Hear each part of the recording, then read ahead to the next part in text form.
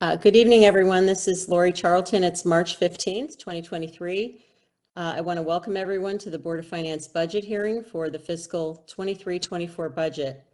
I'll call the meeting to order and ask that we please all rise. And if you're on WebEx, please unmute yourself for the Pledge of Allegiance.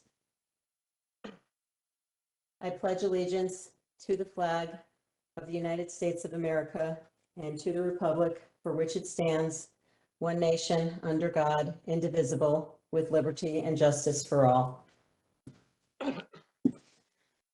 Okay, to the members of the public, this is our fourth budget hearing out of a total of 8 that are scheduled and will continue throughout the month. The full schedule is posted on the town website on the Board of Finance page. After a review and deliberations are completed, we will vote on the budget to be recommended to the RTM, and that vote is scheduled for March 30th. Tonight, we'll be reviewing budgets for the departments and topics on the posted agenda. Residents are encouraged to send comments and questions before or after the meeting to the following email, bof@fairfieldct.org. If you do so, please remember to include your name and address in your email as you would with live public comment. At each hearing, we also welcome live public comment that's pertinent to that night's agenda. For residents who are joining us through the WebEx tonight and wish to make a statement during the public comment session, that's going to happen in less than a minute. So please go ahead and drop your name in the chat box now and indicate that you would like to make a statement. We ask that comments be limited to 2 minutes per person. Residents will also have an opportunity to provide live comment on any aspect of the budget at the public budget hearing, which is on Saturday, March 25th at Fairfield Ludlow High School. So let me just take a look here. I don't see anyone for public comment in the chat. Is there anyone in the room? Okay, does not look like it. Okay. All right then. Well, we will move right into item 4, the discussion of departmental budgets. I'll make a motion to hear this item. Can I have a second? Mr. Curley. Okay. So we are going to start with the tax collector. I see Dave Kay there. Welcome. 2 things we're going to look at. So we will go through the tax collector department expenses, but first we're going to start out on page 8 of the budget books. And for anyone following along online, the page numbers are not the PDF pages, but they are the pages printed in the upper right of the budget book. So page 8 is the current, that's the schedule of the current tax levy. It's sort of the summary of the how all of the budget expenditures flow into the mill rate. So Dave, I thought maybe we could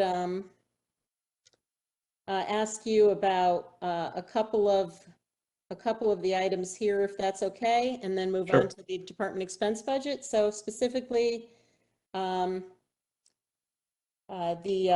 collection rate calculation that's here, and are you also able to speak to the senior and disabled tax credit in terms of kind of the estimate versus the actual last year? Well, senior and disabled tax credit, that actually would be Ross Murray, the assessor. Okay. Typically, he's the one that handles that, but I can certainly to the collection rate. Okay. Yeah, I thought okay, and we can redirect that to him. I thought that estimate might also be based on the actual numbers that we were running, but okay. Do you want to talk about the tax collection rate then, and then we'll go to expenses? Sure. So on page 8 here, it is listed as 98.90 as a projected collection rate. Frank and Jared can correct me here, but I understand that we are looking to do a 98.99 collection rate. And that's correct. Yes. So based on my numbers, I'm very comfortable with that projection. If you eliminate fiscal year ending 2020, which, as you know, was a deferment year, the governor had mandated a deferment. It did take our, it skewed our collection numbers. So it's not a number that we're looking at, but if we eliminate that number, I look at the previous 4 years, where, you know, our actual is an average of 98.99. So it is a number that I can, you know, with confidence feel that we'll achieve. Okay, thank you. I guess I'll turn it to the boards, over to the board site. You know, I guess two major questions. One would be why we're recommending a different rate. Maybe that's for Frank and Jared, but in terms of the collection rate, does anyone have questions for Dave? Anyone in the room? I can't see hands right now, so please just speak up. Okay. There aren't any that I see, Madam Chair. Okay, thank you, Jack. And so maybe Jared or Frank, can you talk to us about why the rate that you're going to be recommending is different than this calculation that was originally in the book? Is that to address budget adjustments that were made at the Board of Selectmen, or was it something else? So, what's in the book is just as it was proposed. The Board of Selectmen did make the change to look at the collection rate schedule, which is, that's something that's on the Google Doc. And just to kind of use the methodology that I believe you used last year in the mill rate setting meeting, which was to take the 5-year average, excluding the deferment, and just use that collection rate in the tax projection in the worksheet on page 8. Okay. And yeah, for the benefit of the public, so this tax collection rate is something that will be voted on by the Board of Finance. We'll discuss it and vote on it after the budget is approved by the RTM. But what I understand is that this will be the administration's recommendation to us at that time. Questions on this? Anyone? Okay. All right. So if there are no questions, we can move to the tax collector's expense budget, and that is on page 112 of the budget book.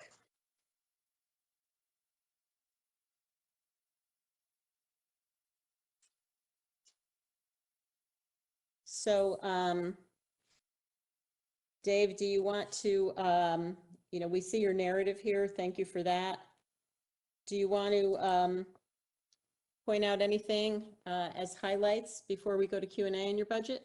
Well, just in general, the majority of the increase that you see for the expenditures is on the payroll line, mainly because myself and my employees are all within 1 or 2, you know, I'm in the PETA union. The majority of my employees are in the THEA union. And as you know, both contracts were settled. So this factors in settled contracts, wage increases. So that's where you see the majority of the increase within my budget. Okay. Thank you. Anything else you want to point out in here in terms of changes or anything else of note? It's not really budget wise, but it's just we do have the sewer rent collector position that was approved last budget year, and just would like to highlight that it is working out really well in terms of efficiency. Taxpayers now are able to come in with their sewer bill if they have questions about it, concerns, why is it so high? They had a water leak. They now come into our office, they get all the answers they need there. They're not sent to the other 2 public works where there has been staffing changes. They may not get an answer right away. So it's just, we're providing better services to the taxpayers now. And I just like to say it's been going on for almost 6 months now, and it's been working out really well. I'm very positive and very happy taxpayers with the service we're providing in that regard. Okay, great to hear. Questions from the board? I just have one, Madam Chair. Go ahead, Mr. Testani. Hey, Dave, how are you? Thanks for coming. Good, how are you? Good to see you. Item number 56100, just the printing, binding, and I mean, it looks like it's sort of in line with previous years.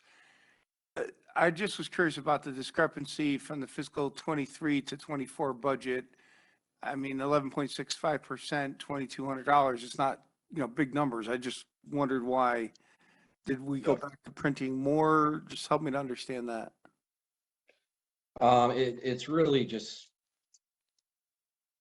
estimated increases, estimates I've been receiving from our printing vendor.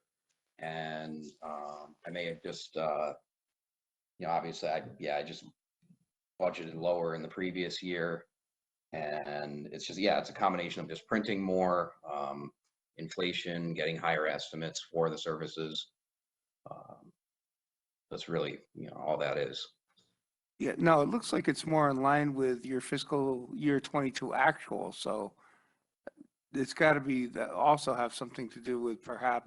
Yeah, it's a combination of the estimates I received and looking at the previous actuals and realizing that it was, but it shouldn't have probably been budgeted that low the previous year based Right, on got it. Okay, very good. Thank you. Appreciate you coming. I didn't have the 22 actual when I was budgeting for the 23, so it's probably looking at previous averages that were much lower. And just IT software, did you add a program? It just went up $1,100, $1,135. So IT software, that is the software we use to process the payments, reconcile payments. It is our main software to all of our sewer and tax collections, and that's just a contractual increase that we're. Very good. Thank you. Okay, thank you. Any other questions from the board? Ms. Leclerc?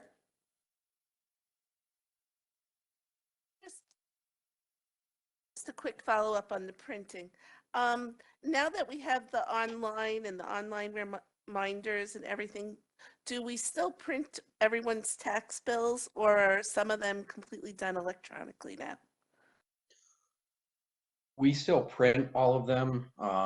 We still like to have that. So statutorily, if a taxpayer does not receive a bill, and this could be Fairfield, any town in the state, they're still liable whether they receive the bill or not.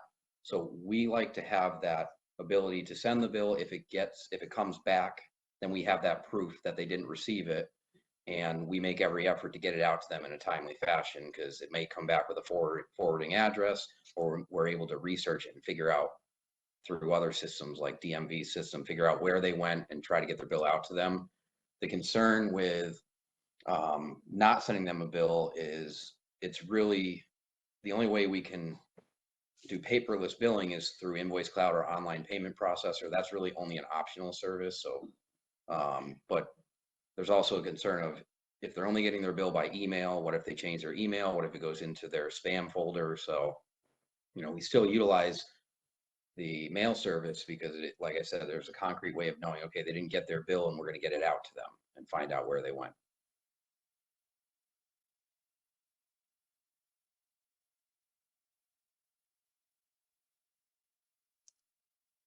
Okay, are you set, Ms. Leclerc? Okay, thank you. Any other questions from the board?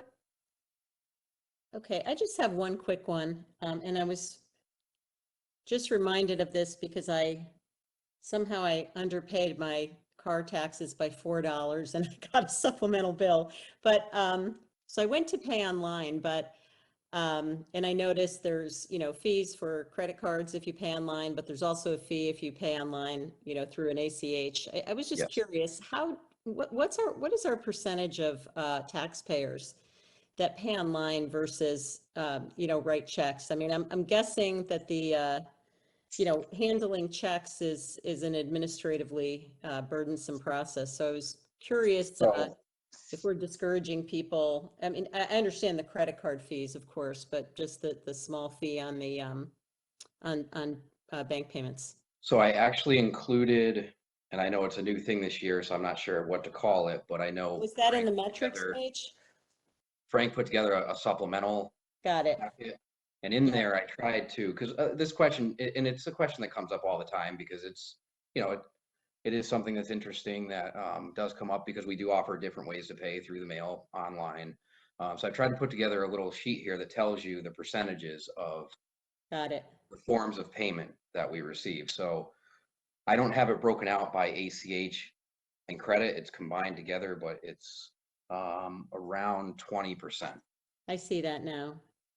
Okay, so online payments and then people pay. Okay, so wow, it's amazing how many people pay at the counter. Yeah, well, that's a combination of paying at the counter and also mailing your tax bill. So the way I see it is it's Got it. Okay. whether it's mailed or they come in, the office is handling Okay. that transaction. Got it. Okay, so that includes mail, then we have escrow, that's the largest. Escrow, lockbox, okay. And then online payments are, that's the 38 million, I guess, right? Okay. 38,000 Oh, transactions. this is number of transactions, all right, I was Yeah, thinking. that's this number was of dollars. transactions, and then Okay, it got it. works out to around 20%. Okay, 20% of our, okay, got it. All Yeah, the right, way I understand it is, you go to your local restaurant, you pay by credit card, they're most likely absorbing the fee because they want your business. Municipalities are a little different in that regard. We always try to encourage taxpayers when they do pay online. I'll always have my office advertise the ACH option first because it is a 95-cent flat fee regardless of how much you're paying. It's not a percentage, so we'll try to tell people, well, it's the same as if you were to mail your check. It's probably 95 cents is probably the cost of the stamp and the check that you're sending. So we'll try to encourage them to go that route versus credit card because it's 2.95%. So every year we'll always have people say, oh, I'm going to pay by credit card. I want to put some miles. I want to get some points or miles Yeah. on my card. And then they realize it's like a $300 charge. And then obviously they back away from that option. okay. That's got pretty it. standard across most towns in the state that there is a fee involved when it comes to making the online payments. Okay, all right, that's helpful, thank you. Any other questions from the board? Okay, well, thank you for being here. Sorry we kept you waiting the first night when you were supposed to come on, but glad we got you That's not a problem. quickly today. All right, thank you I again. appreciate you putting me on first tonight. Thank you. All right, have a good night. You too. Okay, so we are going to move to public safety. So we'll start with the police department. And I want to welcome Chief Calmaris and Deputy Chief Broderick here. And we are going to start. And gentlemen, if it's okay, we'll start with your, hopefully this will go quick, your revenue budget, which is on page 16 of the book. And then we'll go to the department expenses.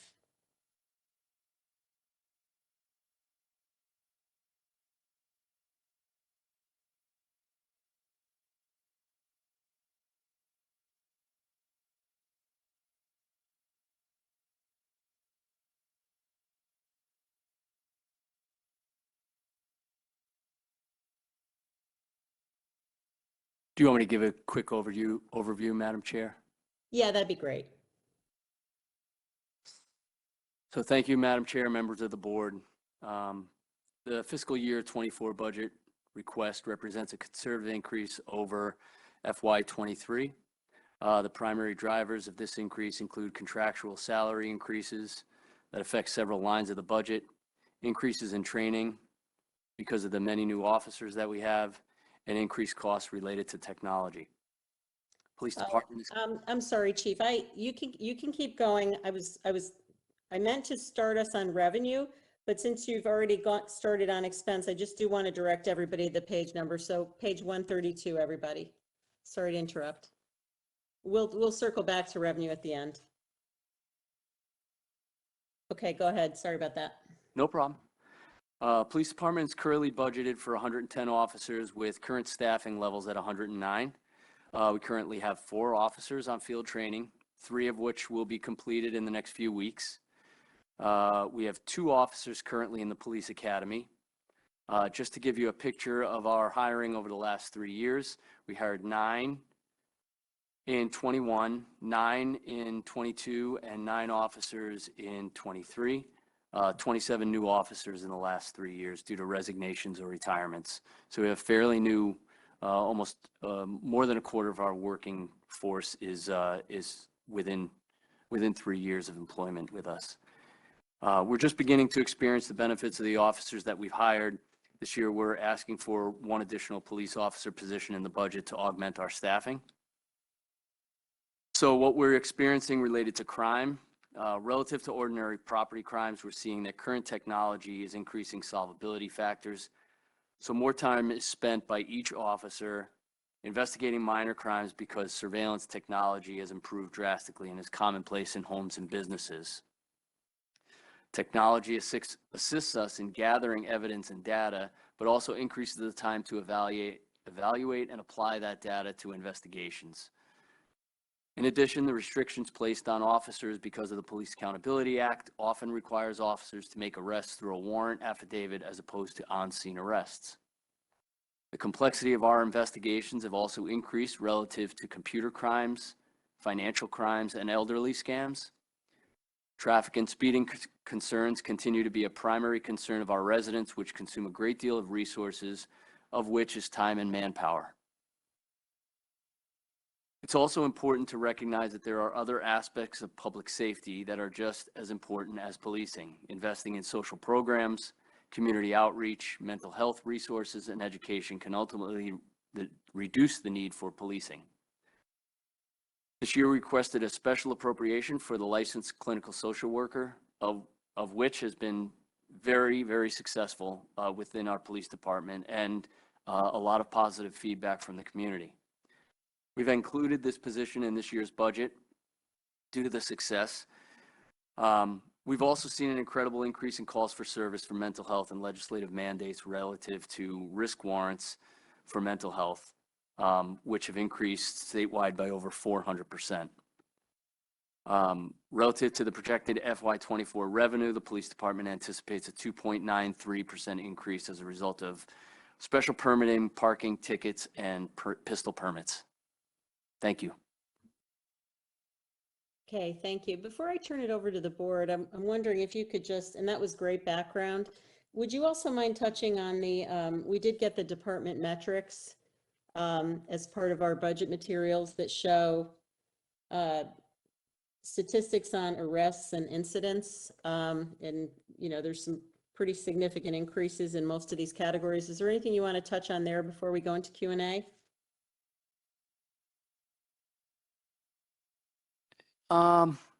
You know, I think what we're seeing, you know, we're experiencing on an everyday basis is just the complexity of the investigations. We're, you know, it's a lot of small things. It's, you know, an increase in minor property crimes such as shoplifting and things like that.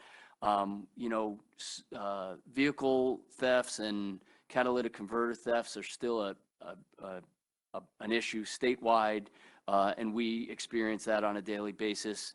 Other than that, if you have any questions on specificity, you know, specifics to those metrics, I can talk about them.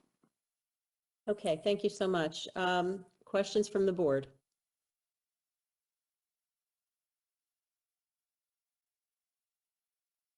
Mr. Curley. Thank you, Madam Chair, and thank you, Chief. Appreciate you being here and the summary. I just want to make sure I heard you correctly in terms of your staffing. The budget book shows you increasing 2 headcount year over year, but if I understood what you said correctly, that is 1 for the social worker that was added kind of mid-year last year, and then the additional would be for that executive assistant position, correct? The executive assistant position that you see is was just a change in a union. So they went from, if you look down, you'll see Secretary A. And Yes. that goes from 2 to 1. Right. And that Okay. position changed over to the PETA union. So it shows as executive assistant, and it should show 1 in the new budget. Got it. Okay, so Secretary A goes from 2 to 1, executive assistant goes from 0 to 1, so that's a neutral. I do see the social worker in here. Where am I missing the additional head count that's being requested? Everything else, oh, there it is, police officer, 69 to 70. That's my bad. Okay, that's clear to me. I'm good on that. I did have a question about the capital spend on the police cars. Would this be the time to ask, Madam Chair? Sure. Okay, so as I look at the capital outlay, we approved your plan for police cars, and I expect that we likely will again this year, Chief, but we did have an accounting adjustment last year where I believe that the funding for the police cars came out of that special fund. And what we had done last year so that we would make sure that the expense looked appropriate, we had the special fund transfer in as a revenue item, and then the expense would offset that here. When I look at the expense line for capital outlay, it was roughly 535K last year in the budget and 0 this year. So I guess my question is just what is your expectation for the capital outlay, the cars for this upcoming year?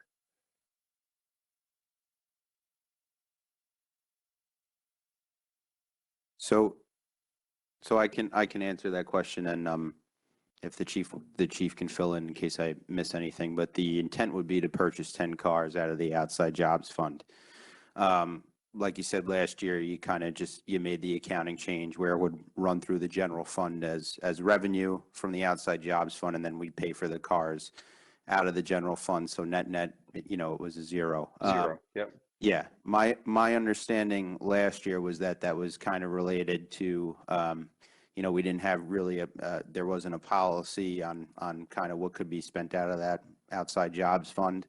So in the backup, what I did include in the backup for this meeting, it would be after page 9, I believe. It may be the last part of the attachment. Is there is a policy for that outside jobs fund that there's a policy that we included in there, and with that policy, we thought that it could be reconsidered to just do it directly out of the outside jobs fund. To me, it's just it's an accounting preference, but this was a new piece of information, so I thought I'd just share that. I appreciate that, Frank, and yeah, I'm sure this board will discuss it and give our input there. My personal feeling is that if we have expense on line 5700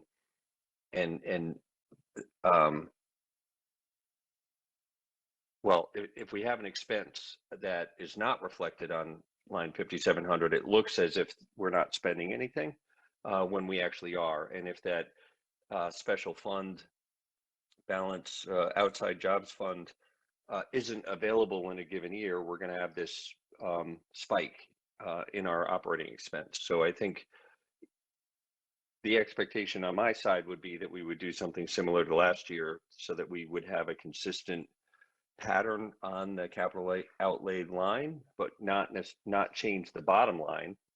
It should be a net 0 change, but certainly it's not my decision exclusively. I'm sure this board will talk about it. But do you have a number for those 10 cars, Frank?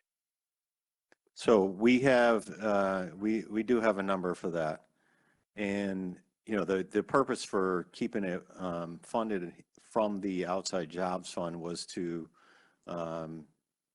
prevent any kind of ups and downs swings in the budget from a source that is going on outside of the parameters of the general fund budget, because it is a special revenue account. And so we thought it would be better and more accurately reflect what was going on.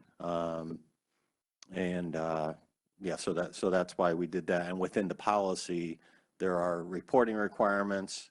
So there would be full transparency, even though it may not be reflected in the budget directly. You would know exactly the number of cars that we're intending to purchase, the cost, and also what's happened in the past with that. It also says the costs that are eligible to be funded out of that fund. So we use the rec department trust fund, that fund, as sort of as a model for this policy. And then tweaked it a little bit for the specifics related to the revenue coming in from this and also how it's going to be spent. So yeah, we just wanted to avoid there being some some swings either way, up or down within the budget, and but still recognize them and be transparent about what was happening with those dollars. I appreciate that. And- What are the dollars, though? And what were the dollars? Yeah. The dollar amount is 689,455. So roughly $69,000 a car, or for the 10 cars, are they all expected to be the same, or are there different configurations for the cars that may vary that number on average? Most of them they're same. There should be 3 or 4 that might be a different configuration. Okay, They're not if they're going to the Detective Bureau or the Patrol Division. understood. Okay, thank you. I have no further questions. I'm all set. Thank you. I see Ms. Marmion, but can I just ask a quick follow-up on Mr. Curley's question, or actually about this outside jobs fund? And I think I sort of viewed it maybe the opposite way, that keeping this money outside of the general fund would in fact cause a swing when you looked at the department expenses versus having it in there, but that's neither here nor there. I guess my question is, so we've got 2 years in a row now where we're taking money out from the outside job fund to purchase vehicles, and it's great that we have the money available to do that, but how, or have we, are we exhausting that fund? I mean, what's going to be left in there after the 689 is spent? And I guess, because I thought I remembered that last year we had sort of accumulated a bunch of money, and that's why we bought the cars from there. But obviously, maybe not obviously, I didn't think that that was going to be able to be a consistent source of funding in the future. I thought we would sort of use it once or twice and then it might be depleted. Can you just maybe speak to that? What is going to be the balance after the 689 and what's the expectation going forward? Yeah, so just estimated this year, we expect there to be a $200,000 surplus. So actually, where we looked at it last year, the balance was at about 1.3 million, and with the $200,000 surplus in that fund, we'd be about 1.5. So paying for these cars out of the fund, we're actually better off than we were last year. Like I said, that's, it's projected. So it's expected it'll change a little bit, but that's based on kind of the business that the department has done and consultation with the chief. So like I said, we're better off. Can I just say, so can I just clarify that? So you're saying we produced a $200,000 surplus, but we're using 689,000, which obviously was part of the previous surplus. Is that accurate? Yeah, I'm not saying there's anything wrong with that. I'm just trying to understand. I assume we're sort of eating into that surplus over time, and that eventually it will be depleted if we keep doing this. And again, I don't think there's anything wrong with that. I'm just trying to understand what that looks like going forward.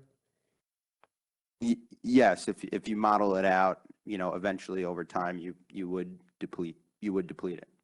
Okay, all right, that's helpful. So, Thank you. Madam Chair, can I one Yep. follow up on that? Sorry, I just want to make sure I understand the math. I understand the 1.3. I get the $200,000 surplus gets to 1.5, roughly $700,000 spend. Is the 1.5 after the 700 or before? Point being, are we ending at a 1.5 after taking into consideration the 700,000, or are we ending up at 800,000?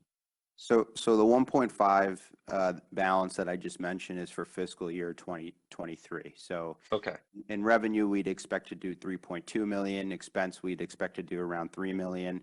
And that $3 million expense includes the transfer for the cars. So that's after the cars that we bought in the current year. So after all that's said and done, we'd still expect an additional $200,000 left over after that. Got it. That's helpful. Thank you. So that leaves, after this transfer, an ending fund balance of 1.5 million. Is that what you're saying? In the current fiscal year for FY Yeah, no, not current year activity, balance sheet. What is the ending fund balance after we spend this 689 or projected for this year? That's where I think the 689 is for fiscal year 24 that he's talking about. So that's why I'm speaking about next year, which would be, based on my model, we'd be at about 1.2 million in balance. Okay, so if we. Before or after? After we bought the cars and all the other expenses, we'd be at about a $1.2 million balance Got it. for Got it. next fiscal Thank year. you. Yes. Mr. Walsh, you had a question? Yes. I know when you bill out to the utilities and others that need to use an officer and the cars, how much does the car money bring in a given year? Do you have any idea? Just for the cars. I know there's other money on top of the police officer account on top of that, but I'm just trying to get some idea of what the car funds approximately would bring in. So we average about 40,000 hours of officers being hired per year. The cars are hired occasionally. I can get you a report that says, Right. you know, what I could say 80% of the jobs that are hired are with cars With cars. at this point. Yeah. Yeah. Okay, so that's a fair amount. Yes, sir. Okay, so so I guess we have the car money, which is specifically for the use of the cars. And then you also make, I don't know if the word is profit, you have excess funds on the police officer side, because it all depends on a given job, which officer's assigned and what his or her salary is, correct? But in essence, when I asked you this question, just so everybody knows, I'm not going to be asking a lot of questions on the police budget because I called them for a couple of questions to be answered that I was not understanding, and they invited me in. So I spent probably too much time with them. So I asked, so I asked all my questions. I'm hoping, except this one. Yeah. So I appreciate the time you gave me, but I guess it'll make everybody's night here shorter. So you should all thank me. Thanks, Jim. You're welcome. But you explained to me, because I was asking similar questions, that you also you make a profit normally because the police officers who work these jobs are from all over the force. And some we're making a fair amount of money on versus what we're being reimbursed for an officer. And some who are higher in pay scale because of their years of experience, we're maybe losing a little bit on that, but in general, we're making, from your analysis, money on this program, even on the officers and definitely on the police cars, correct? Okay. So, and so I'm trying to figure out, Frank's done a good job with explaining that we have a $200,000 surplus from this past year, or are you talking about, or is that for the coming year, you think? In the current fiscal year. The current fiscal year. FY23. Okay. Correct. Okay. So I guess the questions I have are, have you done an analysis on where you think this is going in the future? Yes, I've looked at it. You know, you can run any kind of different scenarios. Right now, I assume, you know, about an average. Right now, I just assume we'd collect about the average amount in revenue, which 2020 was 3.6, 21 was 2.4, 22 was 2.6. So I just kind of assume that average moving forward. I assumed an increase due to contractual increases for the police. So I kind of put all that in a model. And based on that model, it would say that we would be good kind of for the life of this program, assuming after we bought these 10 cars that we would go down to 8 cars the next year, 6 cars the year after that. That would be the proposal. We'd step it down. Okay. And Chief, you're not seeing the amount of jobs, outside jobs going down, right? I'm not. Okay. As a matter of fact, when I asked you, I'm like, do you have officers to cover all the jobs? You actually said you didn't sometimes, that you had to hire either from other departments or third parties or things like that, correct? That's correct. Okay. Thank you. Thank you, Mr. Walsh. Mr. Mottola, you had a question? Yeah, thank you. Real quickly, before we just remind me before we started using this fund to purchase vehicles, what did we do with the money? Was it just part of the town? Did it just go right to the town? So before we started doing this, it went into basically an account that was held in abeyance to pay officers their salary and pay for any needs of the town. So if we had a special event, we were able to If it was a special event for, let's say, some kind of charity, we would be able to assign officers and, there was an overage. We always had to keep that money in there because later on, we were doing all the billing. We currently moved to an app-based electronic system that not only sends out the jobs, but has a fair rotational system for officers to get the jobs in a rotation so that no individual person is getting more jobs than other or better jobs than other. That was a challenge in and of itself. But once we moved to that system, part of that program was that they do all the billing and collection. So every week, whatever our hours total for officers that come in, we just get a check for what work was done. Okay. All right. Thank you. That was helpful. The company assumes all liability. Gotcha. All right. Thank you. Thank you, Mr. Mottola. Ms. Marmion?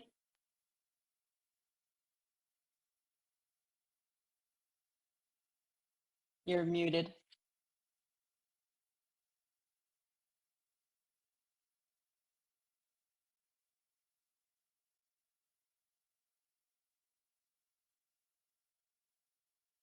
Okay. Hold on. Here I am. Here you are. Hi there. I have a question on the overtime. I understand you've staffed up. It sounds like you just need one more officer, which is terrific. It sounds like you've made a lot of progress. And I know that some of those officers are in the academy and need to be trained. But looking at your overtime, the two lines, overtime earnings and then overtime earnings replacements, can you just explain why this number is going up? These two numbers are going up in fiscal year 24 if we've staffed up, or we will have staffed up appropriately. Wouldn't we expect that number to go down? Or is it because of what you showed us in the metrics that some of these crimes, the property crimes, et cetera, are going up, and you need more time to deal with those? Good evening, Deputy Chief Broderick. I could answer that for you, or try to answer it for you, give it the best possible. If you're looking at the budget line for, say, overtime earnings, we're comparing a budgeted number against an actual number. So if you look, 23, our budgeted number was 1.108. We're actually projected to be at 1.5 this year. We're already $200,000 over budget. So fast forward a year, that's going to be 1.5. And if our actual comes in at 1.3, we're actually a 10% decrease. So you look in FY22, we budgeted, or actually actuals came in at $1,433,000. We had budgeted $1,108,000. We were $330,000 over. Because the last 3 years, we hired 9 officers each of the 3 years. So we've really been trying to chase our tail for hiring people. And we finally caught up. So now we're paying the salaries and the training at the same time. So it's not going to level back out totally next year, but it's coming down.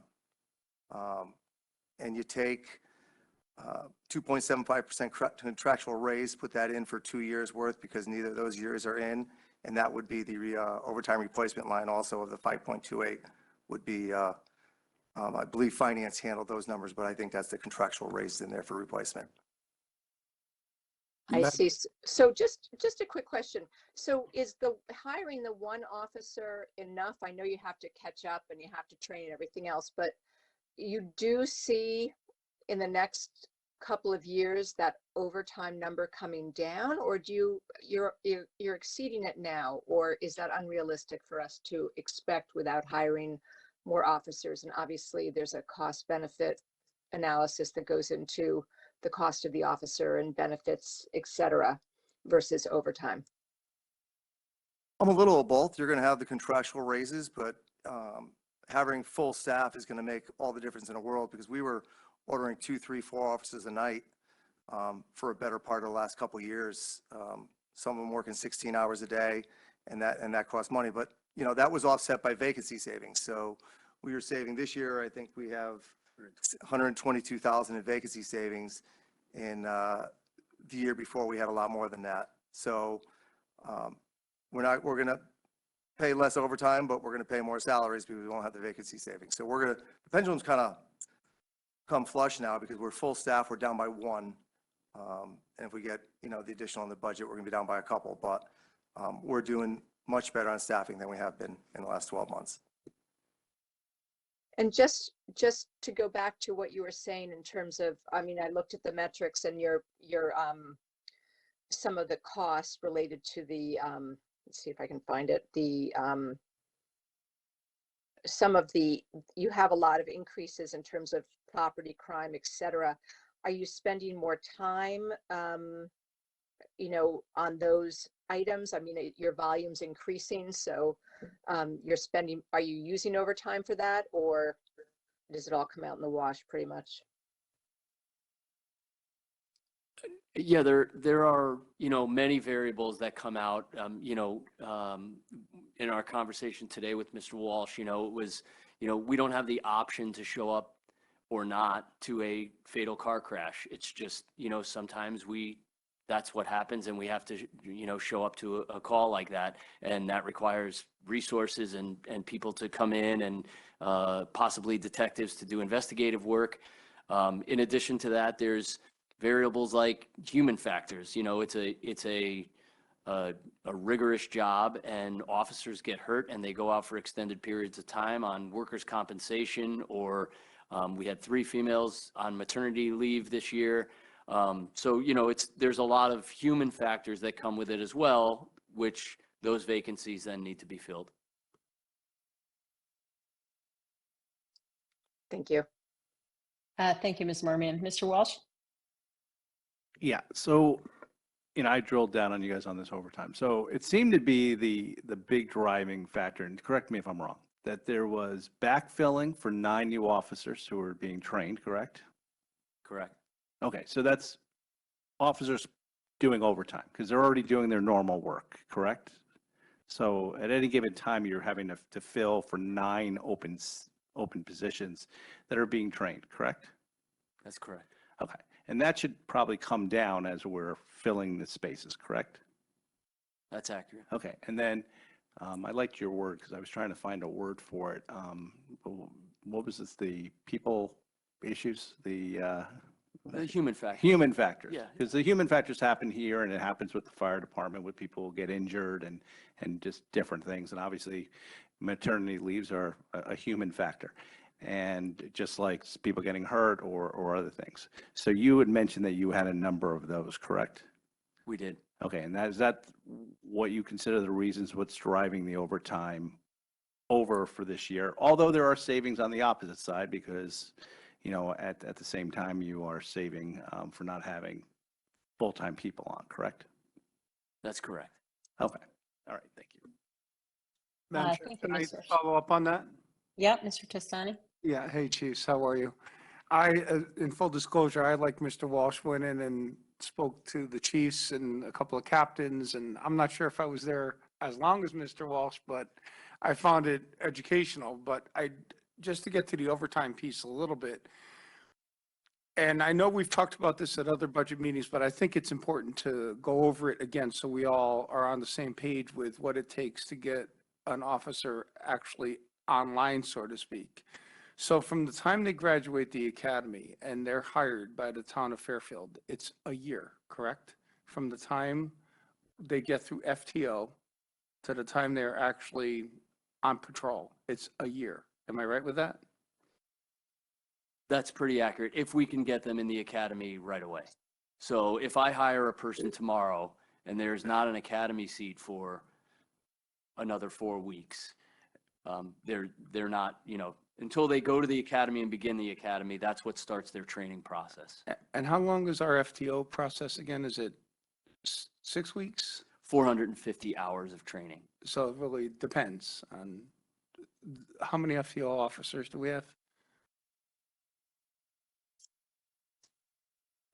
We have about 13 FTOs. That do the FTO training themselves? That's correct. So that takes them out of their normal daily routine as well, correct? It does. So that theoretically, that could add to their own, those 13 then could have overtime on top of that. Am I It does, and, you know, they also get there's a contractual obligation to pay them an hour of overtime to field train the officers that are, you know, we pay them a stipend of 1 hour Per 1 hour per day, officers. Yeah, yeah, 1 hour per day. yeah. Okay. It sounds pretty reasonable. That's part of their contract? And what union again? I know you told me, I'm sorry. It's not a contractual item. It's we had a hard time Getting the officer getting to agree to do the officers to sit in their FTL. car for 40 So hours a it week. was like if you train someone on FTL, we'll give you an hour of overtime. Negotiation with the union, yes, Right, because they have work to do after the shift. They have a DOR they have to complete. Right, I'm with They have a you. lot of Okay. responsibilities when they're training. Very good. It's a lot of work. No, and I think it's important for us all to understand that as far as what the obligations of getting the 9 new people on, right? It took you a year, right? In essence, to get all 9 new officers trained and on duty, right? Yeah, and we did a count on that. About a third of those 27 officers were lateral hires. Okay, So when we take a lateral hire from another agency, they're already certified. Where that lends in cost savings for not only training, but we're not paying their salary while they're sitting at the academy, you know, going to college essentially. because the former town is paying their salary during that time period? Well, when we hire them, they're certified. Let's say, for So example. they don't have to go through that That's process? correct. They only go through a field training program, and there's a modified length of time that they have to go through field training. So out of the 9 from last year, how many were laterals? And again, forgive me, you may have told me that. 27. It's about a third. We just looked at Third, today. okay. Yeah. So 3, 4, No, 27. 5. 5 were laterals, 4 were brand new, right? Okay. Sorry, go ahead, Mary. Thank you. Just a follow-up question on that. So if we fully train someone, do we get some kind of a commitment from them that they will stay a certain period of time because of their training? Yeah, so there's a statutory requirement that they have to stay in the agency that they were first employed by for 2 years. Otherwise, we would charge an agency a stipend for taking them before their 2-year time is up. Do you understand that? Yeah, thank you. Chief, when you say, you're speaking of another town. If another town hired someone away from us within that 2-year time frame, right, they'd have to pay us a fee of some kind? Yeah, for example, if I had an officer that we sent to the academy as a new hire, and he stayed for us for 1 year and then decided he wanted to transfer to Westport, Westport would have to pay us a stipend to take that officer from us. And it would be a training stipend. We'd add up the hours that we have invested into that person, and we charge Westport accordingly. Okay, very good. Thank you. All right, thank you. Ms. Marmion? Yep. I just want to ask a quick follow-up question on the training. You mentioned where we're tracking in terms of overtime right now. In terms of overtime earnings with training, you have $530,000 for this year. Where are we tracking right now on that training budget? At the half-year mark, we were right about 50%, so we were right on track. So how I came up with my 479, I did a 3-year average and added an additional $100,000 because of how new our officers are. I'd like more, but I wanted to keep our budget within line. The thing with training, discretionary training, we could turn off. So in May, if we're hitting our number, we could say only mandated training can take place. We can't do that with fatal accidents or criminal investigations. So if we turn out, if we hit May of 24 and we're running out of money, we can just limit it to mandated training and turn off the discretionary. So the 479 will be close. I mean, we're at 530 this year, we're at 50%. We should be around that number again next year. So why do you have this as overtime? Wouldn't training, since you said you have mandated training for your officers, you know, regardless of whether or not they're new, there's no line for that unless I'm missing it. So it's always going to be overtime when you do training? Not always. So you'll have, we try to schedule people off duty for training, so then they're not missing their workload. Patrol doesn't have anybody to backfill, so if a patrolman, which is 45% of our department, has to train on duty, we have to replace that person. So if it's his day off, he gets overtime. If it's his day working scheduled for training, he goes to training, and we have to replace him with overtime if there's not enough bodies to fill the shift to our minimum standard. Positions that don't have positions that backfill, like our accreditation officer, if he goes to training, just no one does his job for the day. So he costs us nothing from a training standpoint unless his training's off duty. So there's a couple different variables and different divisions and what kind of training it is and where it is. It just is, it's just interesting that we have to pay overtime for training, which is mandated. To me, it would seem that you would work that into your budget. I get the new staff, you know, but it would seem to be just an automatic budget line, and then we wouldn't have to pay the overtime. But I don't know. Just a I comment. guess contractually, we'd have to pay them to be outside their normal work week. So if we have them go to training on their day off, we have to pay them. If we have them go to training during the day when they're supposed to be working, somebody has to do their job. We can't not have a patrolman on the road and it's a training day. We have to have them outfitted on the road, situated around town to respond to calls. If that adds any clarity. Okay, thank you. If I could just add also, it's a 24-hour operation. So if an officer's on midnight shift and the training normally happens during the day, they would get the overtime for staying for the 8-hour training during the day. So, or also on evening shift, if they're on evenings and the training was during the day, that person would be, you know, if we took them off, we still have to fill that billet or fill that seat with someone else to do the patrol work. And at the same time, if they're working evening or midnights, they would get overtime for that extra duty for training. Well, I guess I would ask, do you have a breakout? And again, I'm curious in terms of with all the new hires, do you have a breakout between the training for the overtime for the training for the new hires versus the training that's mandated for your police officers who have gone through the training as new officers? If that makes sense. Do you have a breakup of what that cost is? We don't exactly have we could break it out by what training is mandatory and which is not. And we don't have that.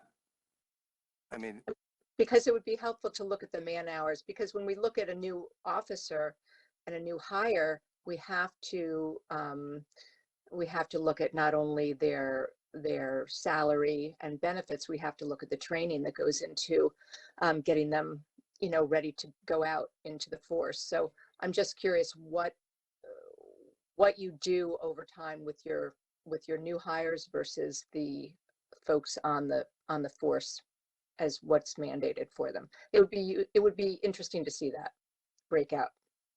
So I'll give you a little synopsis. So there's a minimum of 93 hours of training in a 3-year period, a minimum. 110 sworn officers that would equal 11,625 hours of training every 3 years as an agency total. That equates to 3,875 required hours of training every year as an agency. Okay. Just again, it's just curious to me. To me, it would make sense, and you probably already looked at this, to have a trainer, and the trainer is a dedicated person. So, you know, personnel person, because you have so much training going on, versus using, you know, taking people off their normal job so that they could be trained. I don't know. Anyway, just interesting. Thank you. Sure. Okay, thank you, Ms. Merman. Mr. Walsh? And to both chiefs, the only way around that would be to like hire 3 or 4 extra officers, right? To just have backfill to do that. But that would be a lot more expensive because we'd have all their benefits, their full pension, because, you know, police get full pensions and all that. And I'm sure that's been looked at, but this seems to be the most economical way to do it, correct? Yeah, I mean, you know, there's the training, regardless if it's a new officer or a senior officer, like Deputy Chief referred to, we have discretionary training and we have mandated training. And we try to push the discretionary training towards the younger officers. You know, there's interview and interrogation classes. They get to go to that. There's crass investigation courses. Courses that or training that helps them do their job better as they develop in their careers. And that's kind of weighted heavily on the newer officers. But then as officers get more experience, most of them only require the mandated training by the post council. Yeah, I would also, we have our emergency response team and our snipers, they have monthly training that's mandated to stay proficient, probably in the most important job when it really goes bad, that they need their hours on their gun time and their practice for an active shooter or a hostage situation. We're required to send an officer to the range for range week for every recruit that's in the academy to shadow them and help with the instruction at the state, since they don't have the people. They have one person at the range for 36 people. So every agency must send an instructor up. Stations day at the academy. It's more than just the training of the officers at work. It's our dive team trains monthly. There's a lot of mandates to keep them proficient in their jobs for their emergency responses. And that's a big portion of that number. Okay, thank you. I would just say I understand Ms. Marmion's question. It's interesting, not so much in terms of the budget number, but just in terms of understand. The way I would think of it is you sort of have almost like, you know, new hire training, which is a consequence of turnover. And that's a cost of, well, either turnover or growth in the department. And then you have, well, you probably use a different term for it, but sort of the continuing education, right? Whether it's mandated or not, but for officers to continue to, you know, meet requirements or improve their skills. And those are, and I guess within that category, there's kind of discretionary and mandates, right? So more of an operational thing, but yeah, I think, is that what you were sort of trying to get to, Sheila? Understanding it, okay. Are there any other questions from the board? I just want to say, well, I'm glad that Mr. Walsh and Mr. Testani got a chance to go in and speak with you. I did not, but I did watch the Board of Selectmen meeting. And so I also do not have a lot of questions because I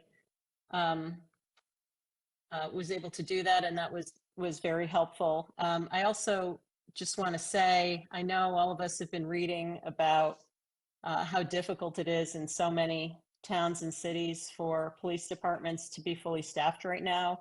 And we're all hearing about the shortages of officers and police departments all over the country. And it's, you know, it sounds like we're a little bit unusual. I'm sure that's a credit to the leadership in the department. And I guess I would just say thank you for everything you're doing. It's great that we don't have to worry about it in this town. I know we're getting new officers and they have to get up to speed, but the fact that we're able to hire the resources we need, we should feel fortunate for that. So thank you for everything you're doing. Thank you. I appreciate those comments, and the offer is out to anybody if they ever want to come by and go over some of the things that we do. We can get more specific and, you know, discuss some of the things that the Board of Finances has, you know, allowed us to extend the technology in our department, and we'd be happy to spend time with you and show you what we have and what we can do. Okay, thank you. Okay, we do have a couple more departments for these guys. So that wasn't meant to be closing comments necessarily, but since we were talking about training and hiring, I just wanted to mention that. Mr. Testani? No, I just want to say, when I did go through, maybe anyone else gets the opportunity, I did also get a chance to get an idea anyway of what our approved renovations will look like within the police department, or an idea would be the best word to use, because it hasn't started yet, but it gave me an idea of just how badly needed it really was and what some of those improvements will mean for the department itself. So if anything, it would probably help to keep the personnel we have and perhaps even attract more as the work gets done into the future. So thank you. I just want to follow up on that. Thank you. It's good to know. Okay, so we, Madam yeah. Chairman, I would just like to Sure. say, one of my areas of questioning had to do with the new police officer and the needs and whatever. And I will say I was shocked to hear about all the extra work that is necessary by the police administration and the whole department for this Police Accountability Act. And the unbelievable amounts of hours and paperwork that needs to be, and some of it's not paperwork because it's electronic now. But what's shocking, I guess, is, when our legislature sets stuff up like that those costs they're unfunded mandates and they get pushed down to us. And it's why we're having to add a police officer like this. It's just unbelievable that the legislature, because when we add a service in our town or decide to do something or want extra reporting, we understand we're paying for that. For some reason, when the legislature does this or the governor, there's no okay, well, we're going to put away this much money and we're going to give every department who has to follow these regulations and submit all these reports and videotapes and all of this stuff that I heard about today, and there's no money for that. It just gets pushed down onto the town, and each town in the state of Connecticut has to comply with it and to provide the personnel to be able to do that. And it was kind of shocking to hear, to be quite honest with you. Thank you, Mr. Walsh. Any other comments from the board? We have animal control listed next, and then we have the ECC. So why don't we jump into animal control? And I can't see very well. Do we have Mr. Miller there? We do. He's here. Okay, terrific. So for the board and for the public, we can start with the revenue for animal control, which is on page 16, and then we'll flip over to expenses. Miller, Animal Control. Going over revenue on page 16, revenue remains somewhat consistent. We only have 3 revenue lines: dog licensing fees, sales and redemptions, and quarantine fees. Being that quarantine fees is inexact, the dog owner gets to quarantine their dog usually at home due to law changes recently, so quarantine fees have gone down and dropped naturally. So that's probably going to be down. And Okay. redemption fees, when you have sales and redemption fees, remember, we've been understaffed for a while, so we're picking up actually less dogs, but there's a trend that less dogs are being picked up across the state. So whether this is going to be a continuing trend, I hope so. Okay, thank you. Okay. We can save questions to the end, since those are relatively small numbers. So if everybody wants to flip over to page 138, that's the expense budget for animal control. You want to give us any quick highlights on this budget? Page 139. Yep. Yeah. Yeah, 138 is the narrative, and yep, 139 are the numbers. Yep. Thank you. Yeah, the brief explanation for the entire budget is on the cover page for personnel changes. That describes everything that's different in this budget.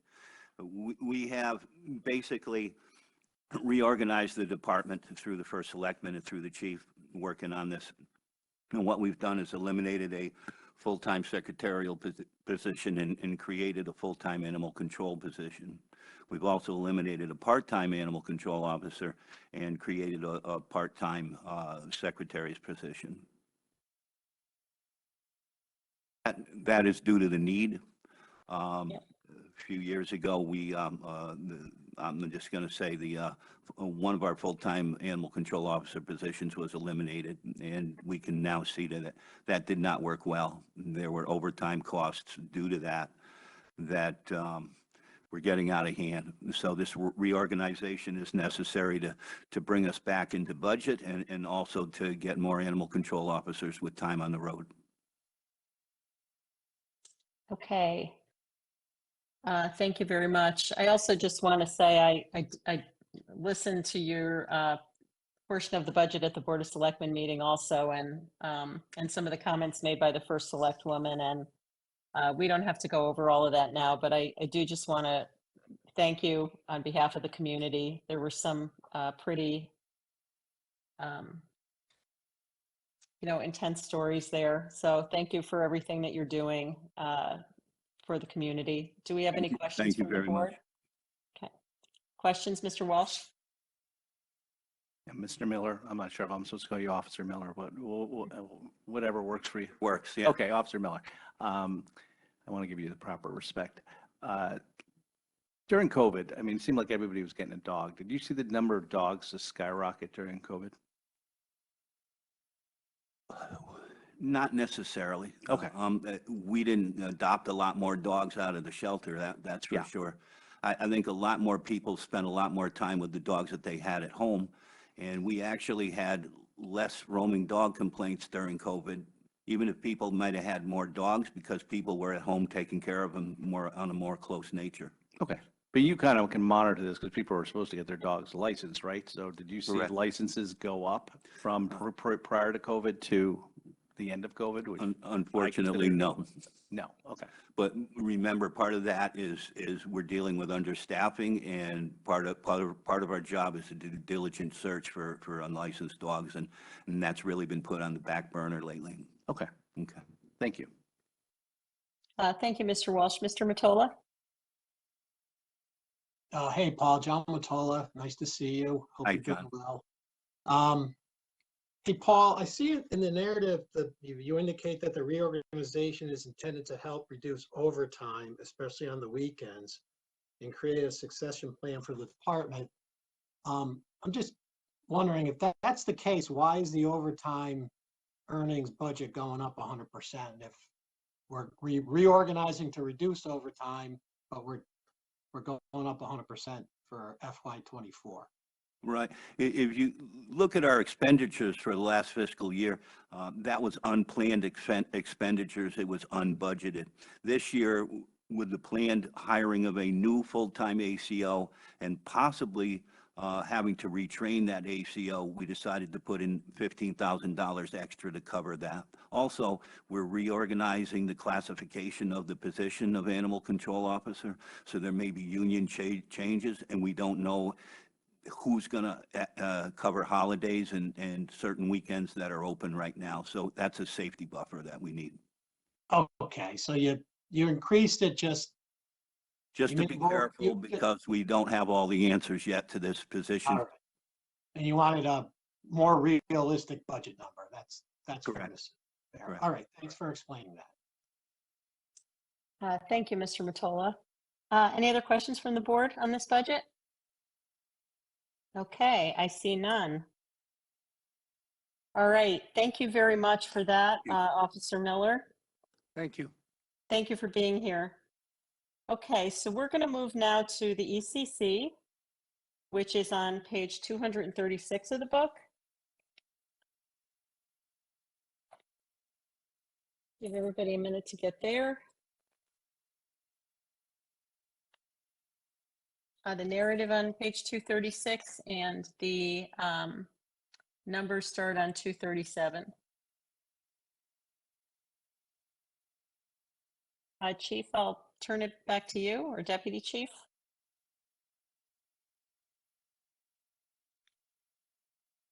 Just give a quick brief on the status right now of the Emergency Communication Center. So last year, March 1st, we completed the build on the Emergency Communication Center, what we refer to as the FCRD, Fairfield County Regional Dispatch. March 1st of this year, Westport merged with us. So far, it has been successful. We're working through some minor technology challenges, nothing that we didn't expect, but everything seems to be working fine. The dispatchers are getting cross-trained from the Westport dispatchers to Fairfield, and the Fairfield dispatchers to dispatch Westport. So everything seems to be going good. We have a few hires to make over the next couple of months. We have some supervisors to vacant positions with supervisors that we have to fill, and we're going to be putting together a promotional test for those positions in short order.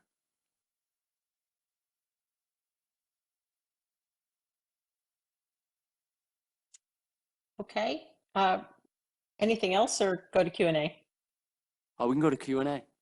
Okay. Questions from the board? Can I just ask one question? And it's probably for Frank, actually. So under the ECC, the Social Security contributions coming down by almost 17%.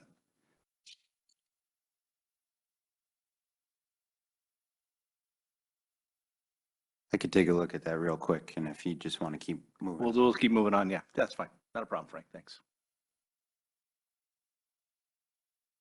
Okay. Other questions from the board? Mr. Testani? Yeah, Chief, I know we kind of talked about this, but just remind me, what is the plan and is there one to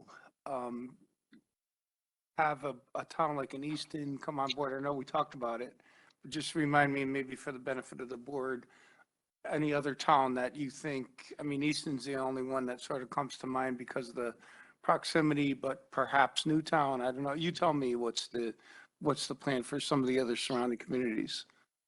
Yeah, I think we have a couple of communities that are interested. Easton being one of them. You know, we've been having conversations. I think they were looking to see what the success of the Westport merger was going to be, and kind of let that play out a little bit. I can also add that we have a program with the ECC that a software program called NextGen that our police officers and our fire departments are on. Yeah, Easton is not on NextGen currently, so it would require them to move over to that dispatching platform and then merge after that. So we're in conversations with them. It would be a good fit for both towns. They are a good fit for us because it would not require, their call volume is low, it wouldn't require us to add additional staffing, which is costly. And at the same time, we'd still be able to support their town and the needs of their communities.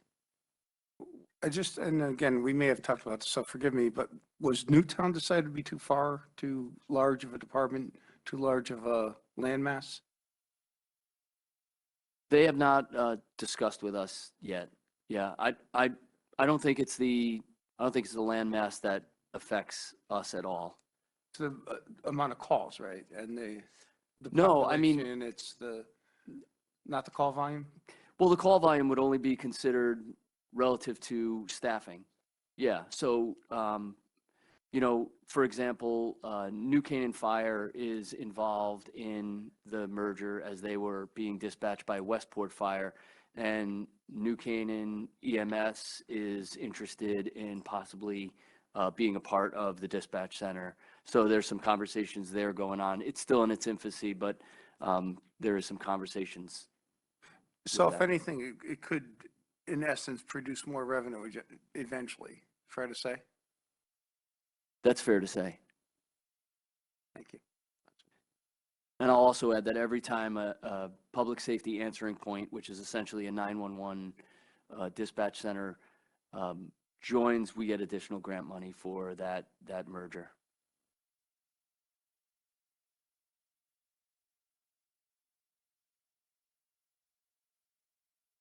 Thank you, Mr. Testani. Other questions? Mr. Walsh? Can I go to talk yet about page 237, the revenue from this, or are we done with the Yep. expense side? Yeah, either one. Yep. All right. So I just want to make sure I'm understanding the page. I think I do, but I just want to make sure. So on this revenue, we get revenue in from the communities that participate, and we also get money for the state subsidy that you had mentioned earlier. And that state subsidy is every year, correct? It's not just for this year? Yeah, we submit every quarter, I Yeah, believe. okay. And then the other ECC subsidies are the subsidies you're talking about from Westport, from, I think you mentioned the New Canaan Fire. Anybody else? No, that's it for right now? That's correct, yeah. Okay, so that's what other means. Those are the other communities combined. That's correct. And then the transfers in Fairfield is our portion of the total expense dollars, correct? And that's why that whole line adds up to the 3,106,754, which is the total expenses, correct? That is correct. Okay, thank you. And this is kind of new, so I just want to make sure I've completely understood it. Thank you. Thank you, Mr. Walsh. Ms. Marmion?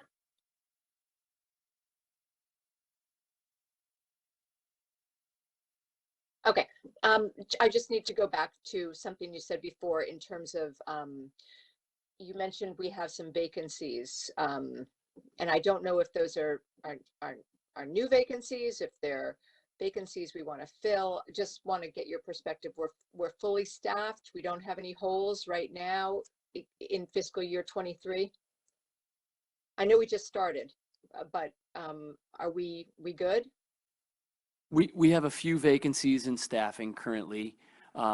We have a couple of TC1 positions, which is telecommunicator 1.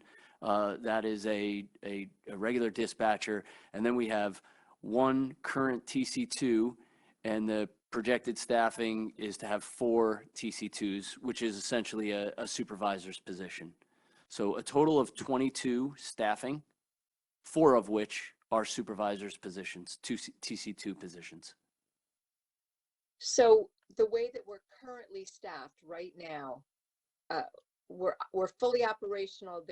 That's what my concern is. Are you going into overtime to kind of make up for the vacancies, or that's what I'm wondering, because it's such a critically important operation. So we are currently going into overtime to fill some of those vacancies. At the same time, we are hiring TC1 positions. So we have a hiring announcement out there currently. And if I'm not mistaken, I think we have 4 positions to fill. I think our staffing is at 18 total currently. And what kind of training, when you hire somebody at the TC1 level, is there a lot of training that goes in before they're kind of up and running? Or are they, I don't know, are they coming in with that job experience already? It's both. Sometimes we hire people from other agencies, so then it's just they have to learn how we do things. For example, we just took on 6 employees from Westport into our.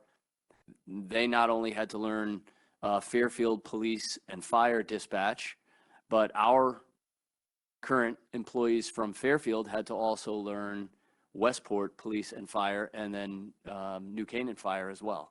So every time they sit at a different station, they learn a new, or they have to dispatch a different way, because Fairfield Fire might be different to Westport Fire. So it depends on the seat that they're sitting in for that day as to which post, I guess, they will serve. Okay, I'm just looking for a level of confidence. You mentioned that there are minor technological or technology challenges, but you don't see the staffing as a challenge. That's what I'm looking for. Sure. I mean, staffing's always a challenge. The last time we did interviews, we were able to get 3 hires off of the last interview process. Those were the vacancies we had. I think we looked at 8 different people. We hired 3. I could probably foresee getting the same volume with respect to the current announcement that we put out. Maybe getting, 10 people that are qualified to do the job, and then we do interviews and we whittle it down to, 1, 2, or 3, or maybe take more depending on the vacancies that we have. Okay, thank you. Madam Chair, can I ask a couple follow-ups on that? Sure. Hey, Chief, and again, you probably reviewed this with us when we started the ECC, but the people that are the staffed, like the TC1, is there a background check? How do we, they're not certified officers, right? They're just, what do we do? Just a background and polygraph, or how's that? Fingerprints? What do we do? Just curious. Yeah, so similar to a police officer, they are subject to pretty similar background checks. If they are a new dispatcher coming on, they have to be certified in certain systems that are subject to CGIS requirement. And When you say certified, state certified? they are state certified Okay. dispatchers, yeah. Gotcha. Okay, Yeah. I'm sorry. Go ahead. Yep. And so, yeah, I mean, to your point, they do have a significant background check. It would be similar to a police officer. Okay, and when we met, I believe you said that there's a captain, is that right? That's in charge of the ECC now? Or a lieutenant? I'm sorry. You It's a captain. captain. Yes, sir. And where does those dollars come out? Is it in here, in this budget, or is it your overall department budget? Those dollars come out of the ECC budget. Oh, That okay. person, that captain would be assigned to the ECC. So it'd be part of the regular payroll line, correct? That's correct. Okay, gotcha. Very good. Thanks. Thank you, Larry. Thank you. Other questions on this budget? Okay. I Madam don't see Chair, any. Yes. can I just follow up on Jim's question? Oh, Social Security? Sure. Yes, that's just something that I'll have to recalculate, and it'll just be an administrative change that I bring to you. Okay, great. I know we had another one of those. Can't remember what department it was. Maybe Register of Voters. Does it Yes. is it worth it to maybe do a quick review of all the departments, or I'll go over them and double check them. I know I know what the problem is with this one. I will go through and double check just to make sure they're all okay. okay, yeah, I mean, if you know what's driving it and it's isolated, that's fine, but yeah, probably worth a double check. Okay. Madam Any Chair, other? Yes. I don't have a question. I have some comments. Is that okay? I want to make sure everyone else is done with their questions first. Sure. And Madam Chairwoman, this is just a reminder, we need to go back to the police revenue number on page 16, because we started on the expense.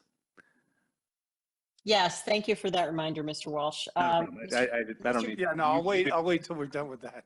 They're Okay, just what- closing remarks I have. Thank you. It's page Okay, why don't- page 16. Yeah, yep, thanks, Jim. All right, so page 16, everyone, and this is the right at the top of the page, the police department. Obviously, we have that the big difference in there, which was last year we had the gross up of the police cars coming, money coming from the special revenue fund. So I think we talked about that already, but Chief, is there anything else you want to highlight before we go to Q&A there?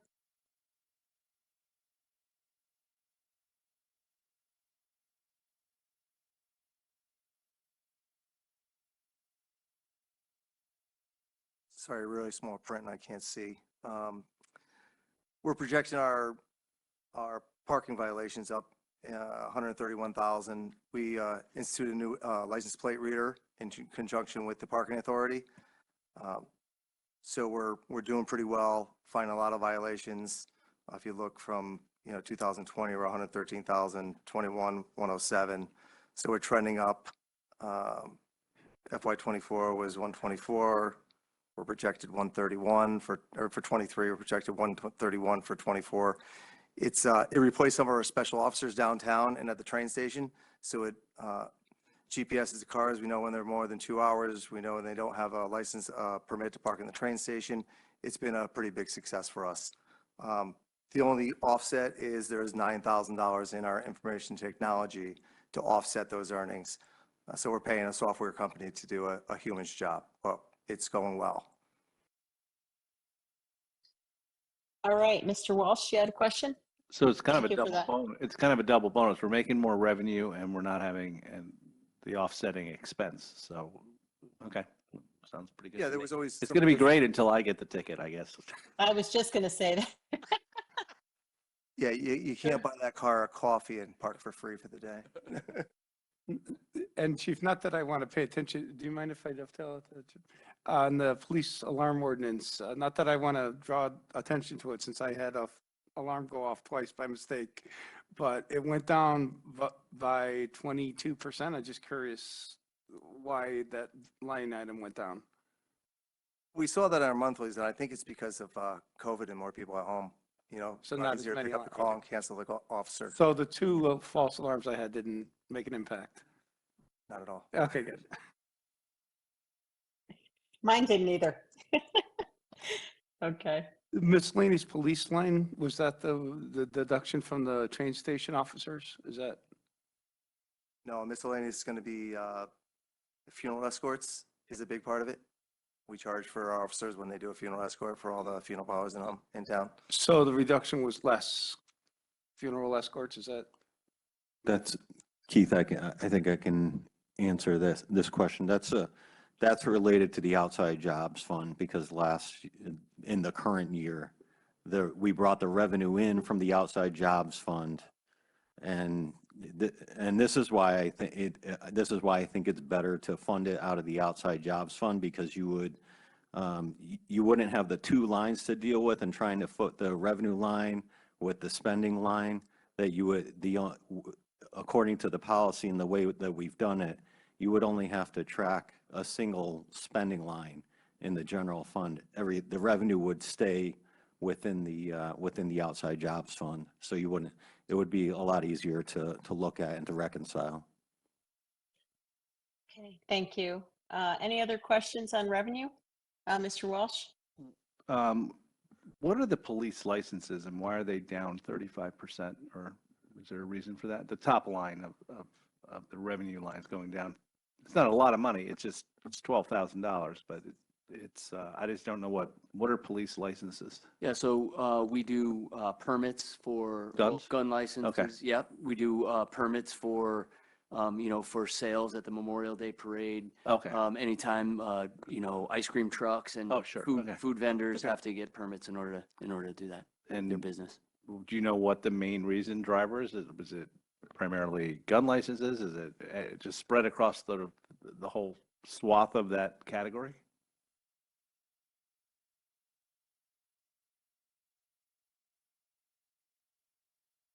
I don't see the line item you're looking at. What's It's under police revenue 42101, the top on page. That's why I can't see it's cut off from my spreadsheet. Oh, okay. We had a huge influx the last couple of years of gun licenses. I mean, I'm talking hundreds and hundreds stacked up. Mhm. As political climate changes and things in the society change, there's a rush to the gun stores to get guns and a rush to us to get licenses to carry those Okay. guns. Okay. And that is really slowed down a lot. So Just from maybe- experience, without maybe- seeing the numbers. Maybe the people who wanted the license got them, and now there's just a little bit less. Exactly. Okay. Yeah. All right. Makes sense. And then the other line, the surcharge on the motor vehicle violations, is that when you guys give a ticket and the revenue goes up to the state and then they kick back some percentage of that? That's exactly right. Okay. Yeah. And it sounds like, I guess has the fees gone up, therefore you're getting a higher percentage, or you guys just have issued more or expect to issue more violations? I think it's a combination of both, and Okay. we actually, it's a different surcharge for each statutory charge. So Gotcha. depending, if we write a lot of red lights, we may not be making a lot of money, but if we do a lot of speeding tickets, we will. So it's all. Slow down. Right. Gotcha. Thank you. Okay, thank you. Any other questions on revenue? Okay, looks like we're good. Mr. Testani, you wanted to say something quickly? Yeah, yes, thank you, Madam Chair. I just want to echo some of the comments you made earlier tonight, even though they weren't your parting comments. I just wanted to also thank the chief, the deputy chief, certainly the two captains first of all, for making their time. I think this chart, when you look at the comparable department charts, is a testament in terms of numbers of what the leadership is able to accomplish. I've referenced this statement several times during other board meetings, but typically a department the size of Fairfield's Police Department is the staff, the motivation, the morale is typically a direct reflection of the leadership. And you kind of referenced that, Lori, earlier. And I think a lot of people here know when the 2 Bristol officers were killed, I personally took it very close to my heart. I have a lot of people know my son was a police officer for a number of years. So it's, as he will tell me often, there's always a blue line, no matter where he is. And I know, Chief, you and I talked about that in relation to your own brother. So I think in terms of the human factor, Lori, when you're talking about whether it's the police or the fire department as well, since the chief is back there and the deputy chief also, putting your life on the line every day is something, you know, we as Fairfielders take for granted.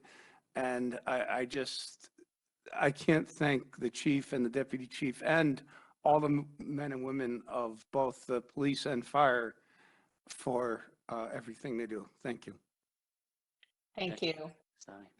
If I kept talking, I was going to get emotional, so I stopped. Don't start crying, Jack. All right, Mr. Mottola. No, I was just giving a thumbs up for what Mr. Testani said. Yeah, Thank you. agreed. I think we all Thank feel you, that Chief, way. for coming. Yeah, we do. Thank you again for everything you do. And thank you for being here. Sorry we're not there in person. Apologies, but we hope to see you again soon.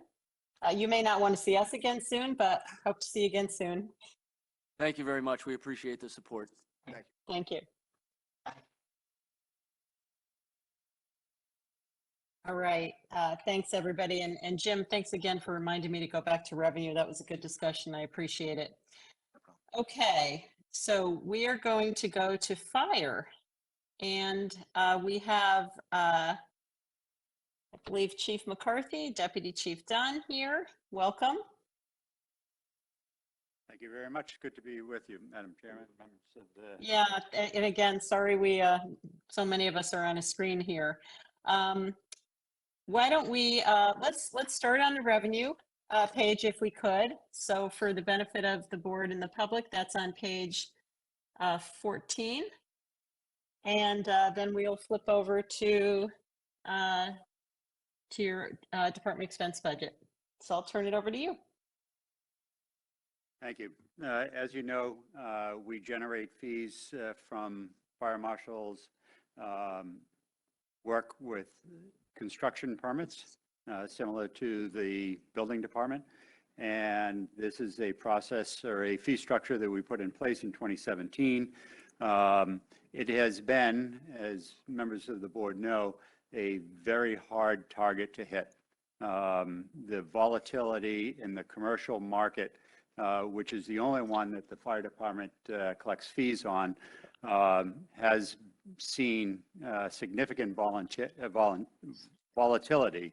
And we have tried to be as conservative in our approach so that we're not overestimating revenues. And we have, quite honestly, been all over the map. Our fee structures are not tempered by the residential market that the building department is. It's solely derived from the commercial market. So to give an example of that volatility, during a very depressed market during the tail end of COVID, we estimated revenues this year at $150,000. Year-to-date revenues are $275,000. There are a number of projects that are in the wings, and making the market even more volatile is the challenges faced by projects that may be 830G driven, or projects on very difficult pieces of property that have neighborhood opposition. So there are legal actions taken that make these projects less predictable. We took a middle-of-the-road approach for next year at $200,000.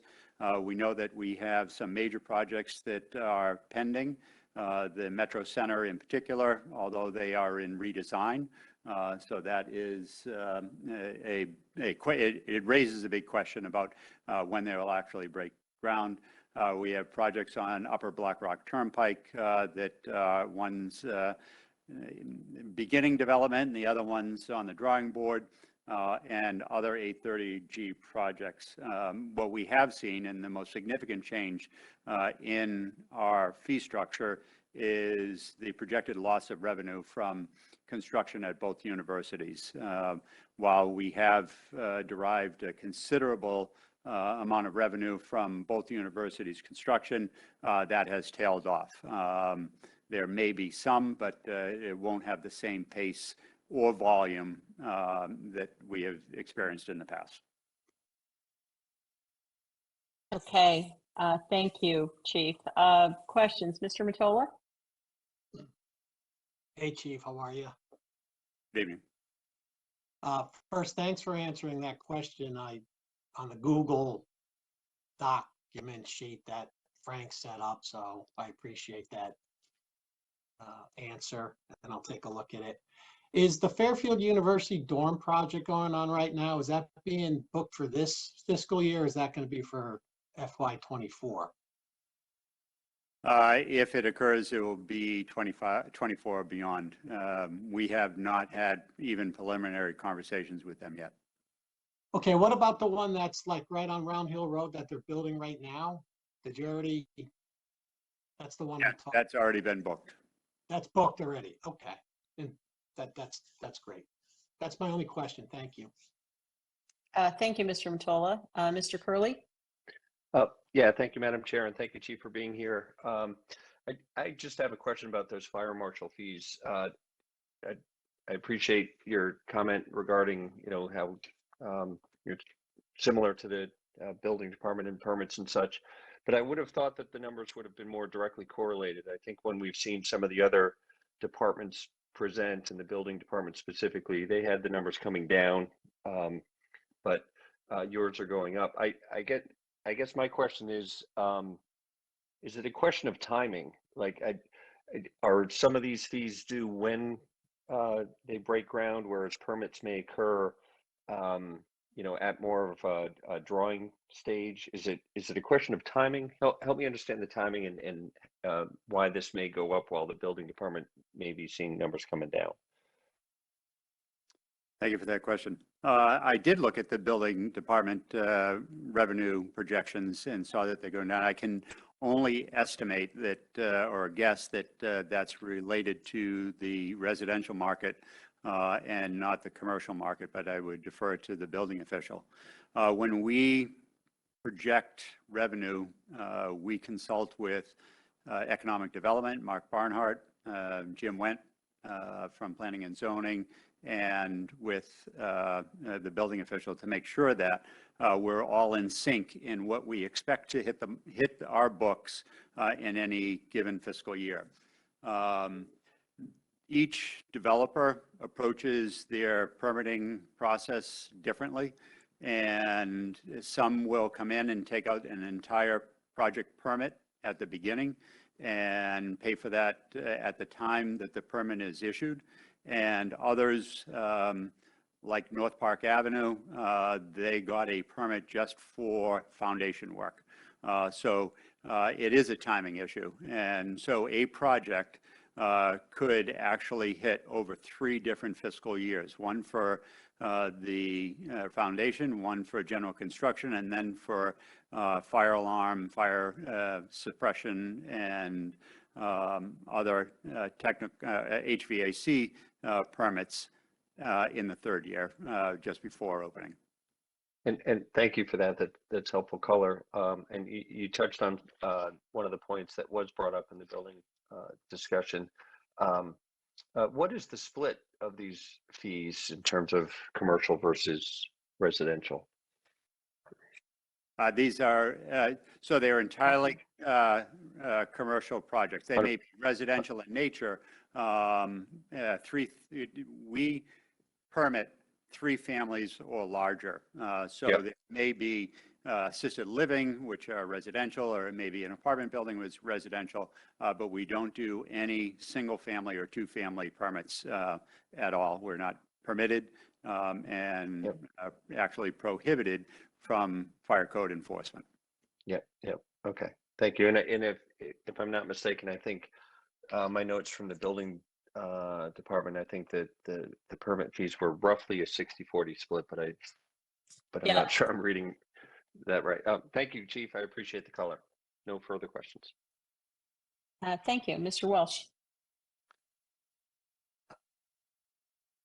Good evening, Chief McCarthy and Deputy Chief Dunn. I just have a couple questions on revenue, not much. So it's my recollection, because unlike my esteemed colleague, Mr. Curley, I did not write down those notes or have them on me, but I thought when the building official was before us, or at least I heard that, because I don't think I was in the room at that point, but I was kind of close by outside.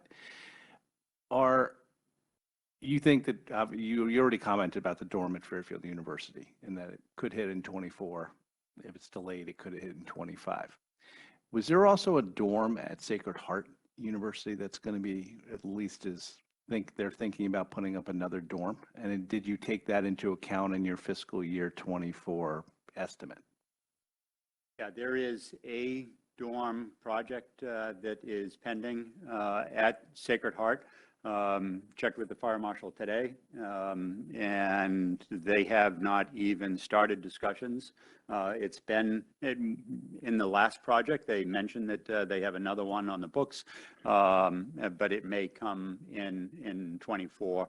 As you can see, our projection for next year is slightly higher than it was this year, still taking a conservative approach because all of the other projects are subject to the volatility that I spoke of earlier.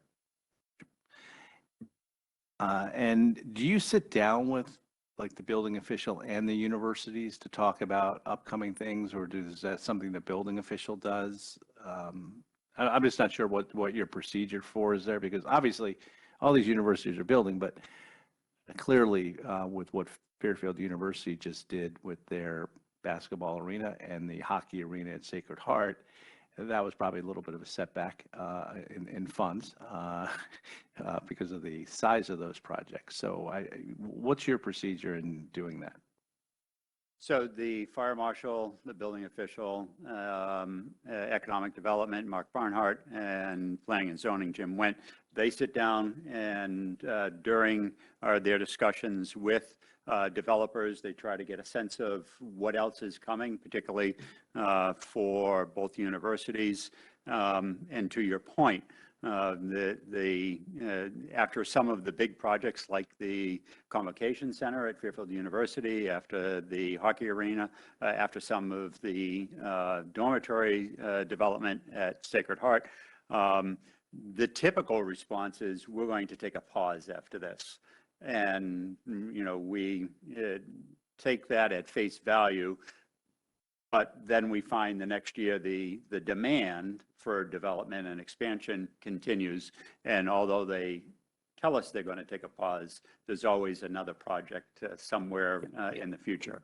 They are less specific about when that it will hit the books, but we do expect that there will be continued development at both universities, maybe at a slower pace and maybe less significant development than some of the very large recent experience. Okay, because I kind of agree with you. You'd think there'd be a pause, but on the other hand, it seems to be like an arms race out there. And I've probably been in, well, let's just say 23, I probably was on 12 to 14 college campuses for sports events and other things. And every single one of them was kind of busting at the seams with construction. Like it didn't matter whether they're small universities, large universities. So I was just wondering about that because, you and I might think there'd be a pause, but there seems to be no limit to their fundraising abilities. Or their amount of increase they charge the students every year of 10 or 12% in increases. So I was just wondering. And going in a different area, and I know you raised the fees, your fee structure, which was great, and it helped fund the extra fire marshal and things like that. That's all great. And I've been asking this to other departments in town, because some of the towns on their revenue side seem to increase their fees, like we've heard 2% a year. It's more of a, like almost like an inflationary amount. And then others don't. Some of the others are, have a fire commission or some other, commissions that they rely on to change the fees. Like last night we heard from solid waste and recycling and they're talking about raising their fees, but they haven't done it yet. Have you ever thought, or has the commission ever discussed putting like an inflationary amount? I just want to know your ideas on this, whether because then to the public or to the business community, they would expect it as opposed to a large increase all at one time. So if you could just give me your thoughts on that. Yeah, a couple of thoughts. One, just by way of background, we charge $5 per thousand for the first 5 million and $2.50 per thousand for every 1,000 after that. And our approach is,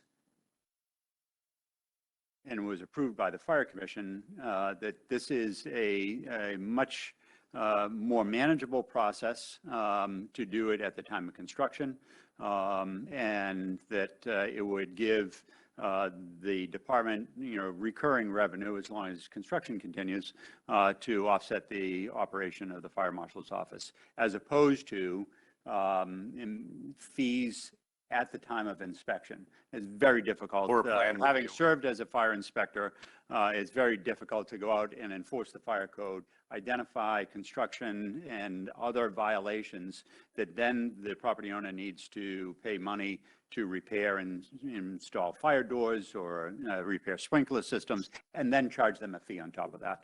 And it places it's an awkward environment to be enforcing that at the same time deriving revenue. So this is the approach that we took. Because there is the cost of construction goes up. So inflation is built into the construction value of the project. And we have seen escalation, not just inflation, but escalation in those costs, which we base our fee on. So while at its face, you would say that we are stagnant in our fee structure, but it does take advantage or benefits from the escalation in the construction market, the inflation and escalation in the construction market. But having now been doing this since 2017, raising fees, I think that it is appropriate to review recent changes in the building department's fee schedule and make some decisions in the next year. Okay, so you'll work with the commission on that. Okay, great. Thank you for that long explanation. And definitely I can see the inflationary portion is somewhat built in with, as you said, as inflation's gone up in the construction business. Thank you. Okay, thank you, Mr. Walsh. Thank you. Is everybody ready to move to the expense budget? Okay, we are on, so we start on page 126 with the narrative. And thank you, Chief, for providing that narrative. It was, it's nice to have the highlights and goals laid out there. So thanks for that write-up. Expenses are on page 127. And if you want to hit the highlights, I do just want to make sure that the board takes a look at the supplemental backup in the public. There's a really informative and helpful write-up in there about overtime costs. That was in response to one of Mr. Matola's advanced questions. And so I know Mr. Matola referenced that, but I just want to make sure the board has a chance to look at that. I found it to be very helpful. Anyway, Chief, you want to take us through the highlights here? Sure. Just by introduction, I want to look backward for a year very briefly and credit the department for two significant achievements. One, we received an Insurance Services Office's ISO re-rating. It's done every 5 years, and it takes into account the fire department operations, our water supply, and our communication system. And we improved our rating from a Class 3 to a Class 2. So as you're familiar with CRS as it relates to flooding, the same type of benefit is derived from our ISO rating, and every fire insurance policy residential fire insurance policyholder gets a reduction in its premium based on that improvement. So we went to a 3 to a 2, and we're in the top 4% of fire departments in the nation with that rating. Also, we recently completed a OSHA inspection, actually a consultation. We invited OSHA in as other departments were being inspected. There is a voluntary system for OSHA consultation, so you avoid any penalties and fines. And I will tell you that the 29-year veteran of OSHA who completed the evaluation with us, the first phase of the evaluation, said that in his 29 years, he has never seen a more comprehensive health and safety plan by any fire department that he's ever investigated. That is the result of a lot of work consistently, year over year over year, by members of the department who take their responsibilities for all of the areas that are covered by that inspection extraordinarily seriously. So credit to them for what they have done and the department in its accomplishment. There are a number of factors that are affecting the fire department as we go forward, and similar to the testimony of the police department, we have hired in the past 6 years 32 new employees, and we anticipate that next year we will have 4 to 6 retirements, and there will be a contract settlement or arbitration award that may increase headcount above that. So those are important drivers of all of our operations as we absorb those people, train those people, promote them in their positions. That takes time and money. Complicating that challenge is the call load. So what typically we're able to accomplish on duty without overtime expenses is becoming increasingly difficult. 27 calls for service daily that have multiple units responding to interrupts what used to be some free time to train people while they're on duty, and to provide time for project managers to focus on areas that they are responsible for. And some of those projects coming forward, we're getting back into cross-training with the police department for active shooter. Lithium-ion batteries and the fire potential is a looming problem. Electric conversion of our hand tools, PFAS foam, which you may have heard, our cancer reduction initiative, work with the university's emergency plans, as well as assisted living facilities and their emergency plans, as well as flooding and the challenges that it presents to the department, are all challenges that we have to devote time and energy to. And there is a diminishing amount of time during the workday that forces us to incur overtime costs to accomplish the same amount of work, increasing amount of work than what we have been required to do historically. So that drives some of the numbers. The other issue that you'll see is we are requesting the conversion of a part-time staff at in the training division, training coordinator position. This is a split 65-35 split between the town of Fairfield Fire Department budget and the regional fire school. is to make that a full-time person for many of those same reasons. The training demand in the department and the project demand for the assistant chief that runs the training division has just gone up to the point where we don't have enough hours in the day. And the most modest approach that we can take to address all of that challenge is to put additional funds in our overtime account for business overtime in particular, and to convert this part-time position to a full-time position. And with that, I'll pause for questions. Okay, thank you very much for that overview. Questions from the board? Mr. Welsh? Chief and Deputy Chief, can you walk me through the changes in your staffing? So I kind of want you to, so let me just go to the first question, I guess. There is a change where you are going from reducing the number of firefighters by 1, correct?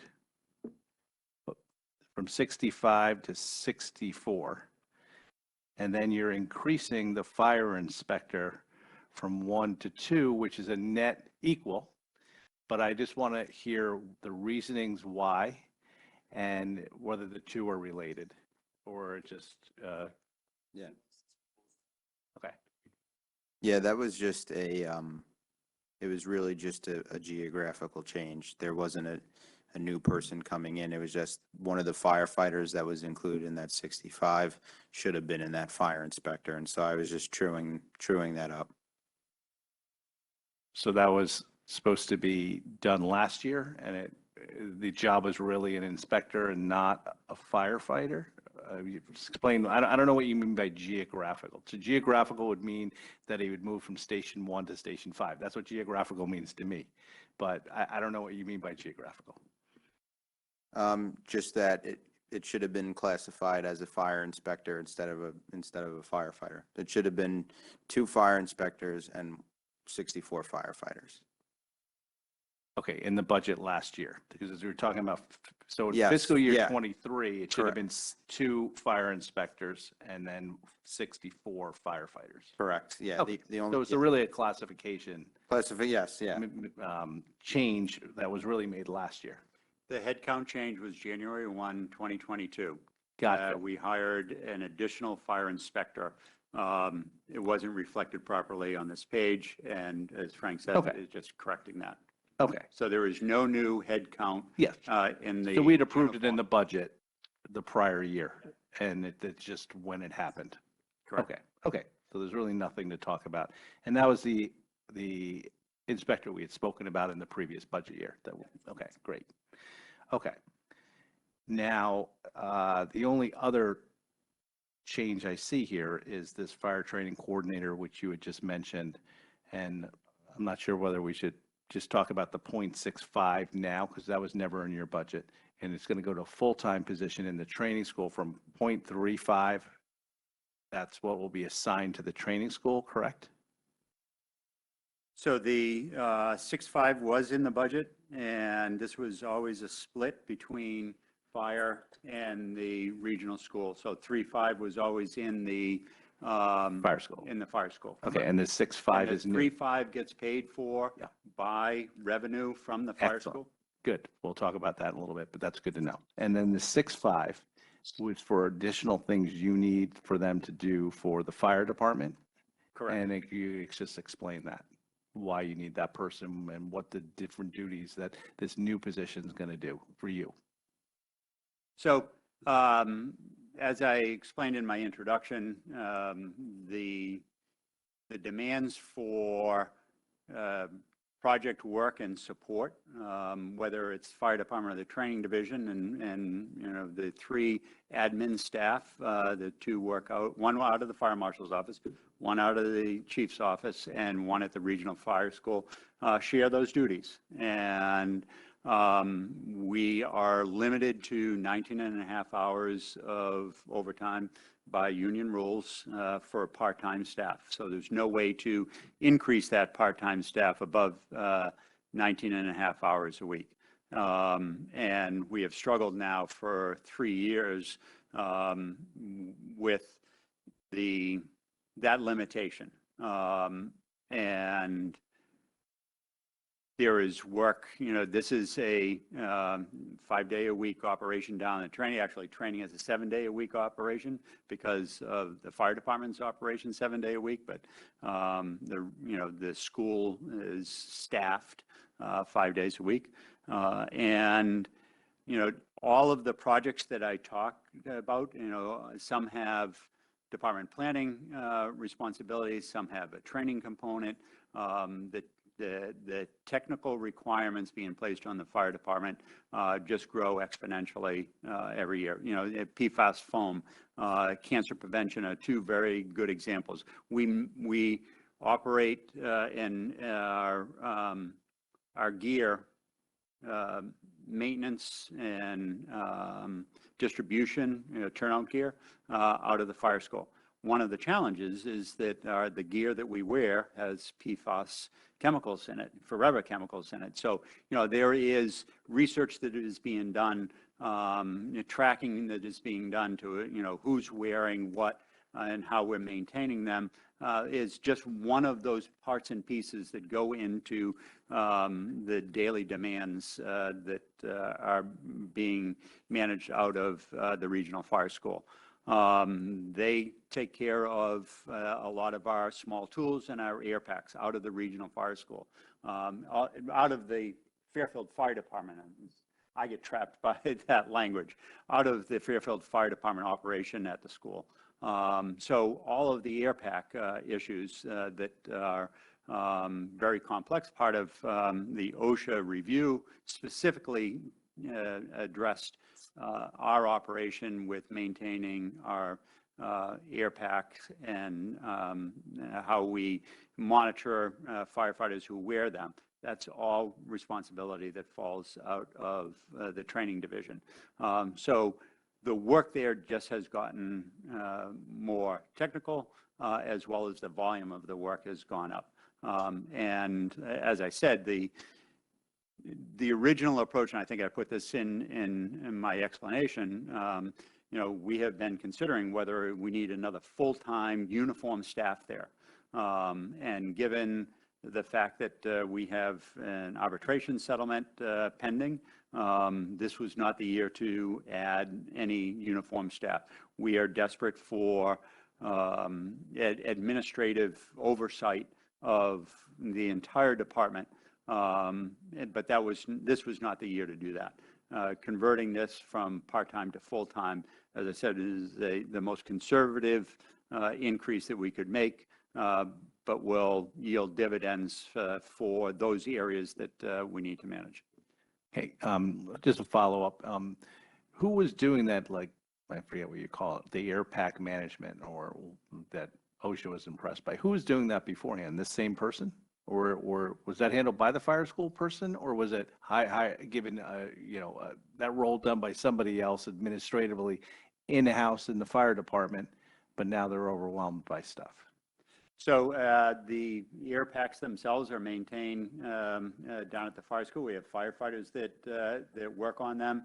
All the records are kept down at the fire school, and we had an assistant chief who did all the documentation, part of the OSHA compliance, and has done remarkable work, and very detailed oriented that, obviously in the recognition that we received from OSHA, that time and energy is well placed. Okay, and is the same person going to be moved, same person going to stay in the position, just move from part-time to full-time? I'm not allowed to say that. Okay, okay. Only because it is a process that is not driven around an individual by name. I'm not asking for a name, but I understand. We hope that there will be an opportunity to move someone with 17 years experience into a full-time and take advantage of all that experience, but Okay. there is a personnel process to go through to get to that point. Is the position right now, are they getting overtime down there right now? I mean, is there going to be any savings in that because we're going to a full-time position? No, there's no overtime because they are THEA limited. The THEA contract limits part-time staff to 19 and a half hours. So that's the Great. cap. That's a Okay. hard cap Okay. that I can't exceed. So Okay. this will allow us to be in compliance with THEA because it will be now a THEA position Sure. at step 5 or And grade then 5. with this position and now being split between the two spots, do you see there being overtime for this position? Because one of my concern is, I'm like, I don't want to move up now to a full-time position, right? And grant it, because I want to give you the support that you need, right? But I don't want to then learn that the same person's getting, 15 hours a week in overtime on top of that. Because I understand we're going to talk about your overtime later on. And there's all good reasons why that's necessary. And we're going to go through all that just like we did with the police. But this is different than that. So to me, it is. I mean, do you see reasonably that there would be any need for overtime in this position if we granted you that extra spot, that extra 0.65? I don't see, I think that the way that the position operates now and going to 35 hours a week from 19 and a half will be such a significant improvement that it won't require additional overtime. Well, that's good to hear. Thank you. Madam Chairman, we're not going to have some other questions later on, but I've been taking up some time, so I let other members ask different areas and I could take a break. Thanks. Okay, great. Other questions? Well, Jim, looks like everyone wants you to keep the floor. All right. I know, exactly. Well, we were just talking about overtime. So if you could just kind of walk us through the overtime. And, one thing I learned from the conversation with the police was that they're currently over on their budgeted amount now. So if you can possibly, you might not have the information in front of you. You might have to get back to me. I understand that because you might not have been anticipating this question. But where do you stand with the overtime versus budget? Do you think you're going to be coming in on budget? Can you just give us a quick explanation of the reasons why you think you might be over budget if you are? I just want to open up the conversation. We can ask questions after that. So. And also just deal with, I'm just going to try to give you the floor so we could just not have to have a question, answer.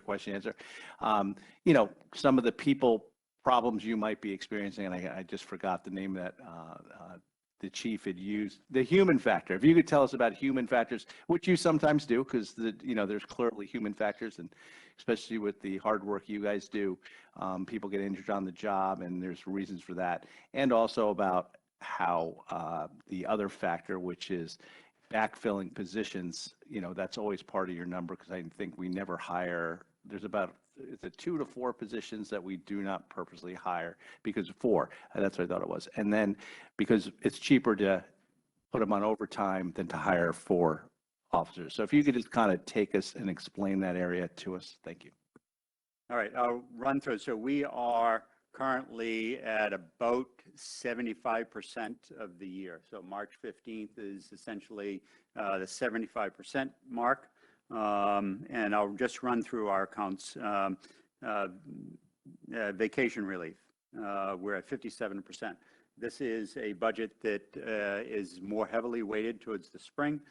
People take vacation then. The deputy chief tracks down to the day of vacation eligibility. The only thing that might change is if we retire someone and used all his vacation and then hired someone that got a new allotment. So there was a slight variation, but we're tracking appropriately and expect that line will flatten out and zero out. Sick leave. We're at 79% of the year's budget at 75% of the year past. So we're roughly on track. Winters are more difficult. We look at year-over-year changes, when sick leave occurs. And we did have a COVID period in November, December, and January, where we saw some COVID absences continuing. And we see that sick leave does tend as as we get into spring and early summer, and some of those winter flus that year to year occur. So we expect that we'll be okay there. Injury leave. We are currently at 109% of budget. We had 2 employees that we retired that had injuries that they could not return to full duty. We worked very hard to bring them to a resolution. It took much longer, as these tend to occur. So we will, that should flatten out, but still is going to be over budget. And hopefully we will make up for that in some of the other lines. The next line is other overtime, which is at 75%, again, right on target. Training relief, we are at 46%, and this is where some of that flexibility in the budget occurs. So we're in good shape there. And vacancy relief, we're at 60%. We have 1 vacancy. We're attempting to fill that vacancy. We've missed the opportunity to send him to the Connecticut Fire. We actually had a lateral transfer that was going to come 2 days before he was scheduled to start with Fairfield. He took a job in another department. So again, that would have been perfect timing, and we had a retirement and followed by a potential hire and a lateral. And now that translates to an overtime exposure until we can replace that person. Chief, so can to I answer your question? I'm sorry to interrupt. I just want to ask on the transfer, I'm sorry, the retirement or the person that left, do you have the same policy the police do? Were you able to recoup money or whatever from the town that took them? So we have a system that we participate in a statewide consortium for entry-level testing. One of the requirements, if you're a member of the consortium, you cannot, if you're an employee that gets hired by a consortium member, you cannot leave and take another consortium job for 2 years. Can you go to another department that's not a member of the consortium? But we do have good protection for the employees that come here. And we have only seen 1 defection since 2015. So this person you were just speaking of. It was a lateral check. Lateral. Yeah, it was Yeah, lateral. he There was never no training. started There was with no us. training. Yeah, never started. Gotcha. Thank you. Sorry. So to summarize where we are, yeah. we are on track. One of the problems that we have is we take from our training budget when we're over in sick or injury. So circumstances beyond our control, someone, breaks a leg. We have a firefighter that is currently out with cancer. Those circumstances, force us to make very hard decisions about, do we steal from the training account in order to balance the budget? So part of our philosophy and our approach this coming year is to put more money into our overtime account. Not that we don't attempt to balance the budget, but it's very difficult as we are incorporating, so many new employees to run the risk of not having certification money available to get them trained. Okay, so did I hear you correct when you said that there's 1 vacancy and that you're going to be putting somebody in the academy or whatever, training school or whatever, to hire? And then you will have to backfill those hours with others overtime for other firemen to fill those slots that person would have taken. And which of the OT lines is that? Is that business, BUS, / other relief? That's the training line, training The relief. training relief, okay. I wasn't sure whether, I'm getting confused because sometimes the police were referring to training, kind of, their name for that is if your guys need to go for, the current employees need to go for training. So that's different, or is that Yeah, a combined? training line? relief, it cost us essentially, or approximately $45,000 for the time the employee goes to the academy. Okay, So we know what that number is. okay. Now, I am not confident that I can get this position filled until September, and then they don't become a position or a person filling a position on the line until December when they Yeah. graduate. So that's our challenge right now. Okay, but for our rank and file firefighters, their training that they need to get, which I thank God is really local, right? So it's down, it's here. What line is that on for when they have to take time off and another firefighter has to do overtime to take their shifts? And what line would that be in? Oh, that's also true. So it's a combined, so for you guys, it's a combined training. It's both training of new firefighters and it's also the training of of all the firefighters. That's all a combined line. correct. Okay, great. That answers that question.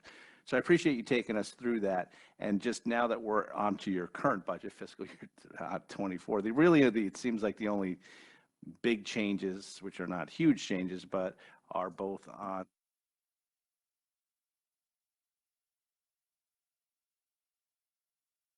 So it's on the bus / other relief, and it's on the training relief line. And is the training relief line increased because of the one person you're going to have to put through the academy? Or I don't know if that's what you call it, but whatever that is. So the business and other, so there are a number of projects that that are part of that business overtime. And some are contractual. So if there's a callback fire, if funeral leave, jury duty, military leave, mutual aid if we go out of town, personal leave, and union business covered by requirements of the contract. There is a portion of that that we use for project management, and that has, we have increased that, and for the reasons that I described earlier. Again, it would be, if I could hire another position and get the quality and commitment like the Deputy Chief Dunn provides, I could pull some of that work and assign it to a full-time position. What we lose from that is the folks who do it every day that take a specific interest about in any of those projects that I described. You know, there is value to their engagement in that. And even if we had another full-time administrator, we would still want them to be involved to some extent. What we're finding is just the day-to-day business of the fire department keeps them from being able to accomplish significant amounts of that work while on duty. All right, so the almost 9.5% increase is based on additional hours you think need to be spent in that area? Is that correct? That's correct. Okay, all right. And if you go to the next line, similarly explain that one, why it's going up 9.38% or. So this is, the majority of this is because we expect that we will have 5 to 6 regular replacements next year that will go to the fire academy at $45,000 apiece. And if there is a settlement that that adds more people in the contract as a result of the arbitration award, I would expect that Frank would build in the training costs that is associated with that, and it's not even reflected in this. So this is just, we know the end of any contract. There are certain people that use that as a opportunity to, okay, I've worked my 30, 35 years, time to go. I'm not going to wait for the next contract cycle. And we do expect, based on what we know about our workforce, that we will have 4 to 6 retirements next year. Okay. Madam Chairwoman, should I keep going, or is there other people want to go into other areas? I don't want to keep monopolizing it, but I'm just going to keep going down Jim, the line. Yeah, I don't know if Jack, you want to take a minute? I just had one, Jim. Hey, Chief, just real quick on the IT charge. Is that, are we, investing in new software? It's going up 166%. Again, not big in terms of dollars. I'm just curious why such a large increase. So the records management system that we have, the legacy system, is being discontinued by the provider. We and every other fire department in the state of Connecticut and probably nationwide are looking for replacement records management systems. We have explored a half a dozen providers and expect that the differential that you see in that will represent 100% of that increase in cost from the legacy system to the new records management system. And then the following year, there will be a follow-on subscription fee. You say the following year there'll be a following subscription fee. Would it be comparable in terms of cost, or will it sort of flatten out? Same cost? So the deputy and a team have been working on it, and he indicates that, yeah, that will be the annual new cost for IT. So the total annual cost, right, is more reflective of the $40,000 amount. So not this coming fiscal year, but the following fiscal year, we should expect to see another roughly 40,000. Okay, Correct. gotcha. Okay, very good. The only other question I had, Jim, if you don't mind, is on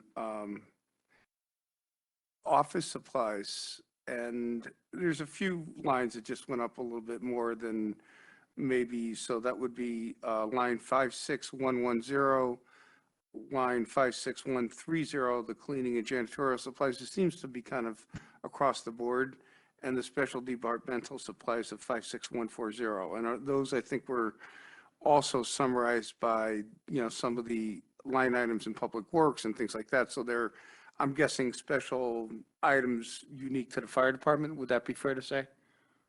That have increased in cost? Yes, and in office supplies, we haven't raised that since 2014. We've had the same amount that we've requested, but last year's 22's actual was $13,000. So we're just asking for a little modest increase in that, and everything's gone up so much.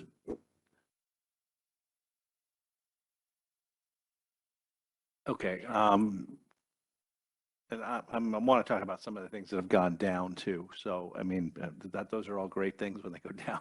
So, first one's holiday pay. It went down by 20,000. It seems to be getting close to what fiscal year 21 and 22 were. Is there a reason why it just? Yes, I can answer that in a second. I just need to get it. I know, get in there. So holiday pay, it's been trending downward in last few years, and what that has to do with our firefighters in their contract. They can either, because if they're working holidays, so they get a certain amount of days that they can either take in time off, or or they can take in pay. They can take in pay at straight time, or they can take in time off, which then means that there's going to be backfill on the other end at time and a half. The tendency has just been that more and more people are taking time off. And so we've seen the numbers down, so we've reflected that down instead of. Okay. All right.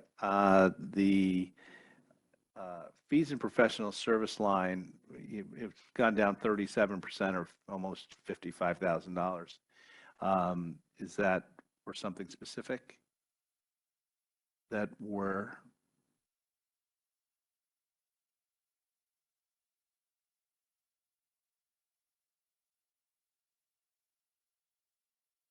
Was it in the Google Doc and I just didn't see it? Maybe it was.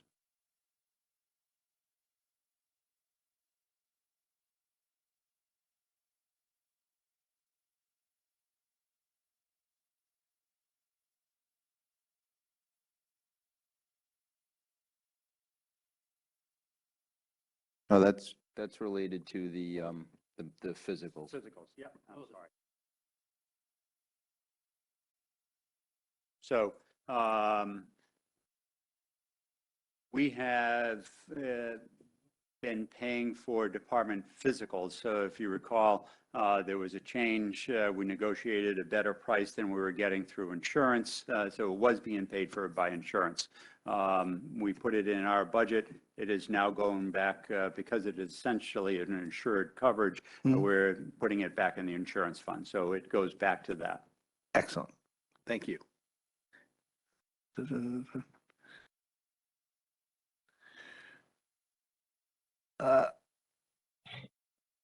The training number has gone up by 50%.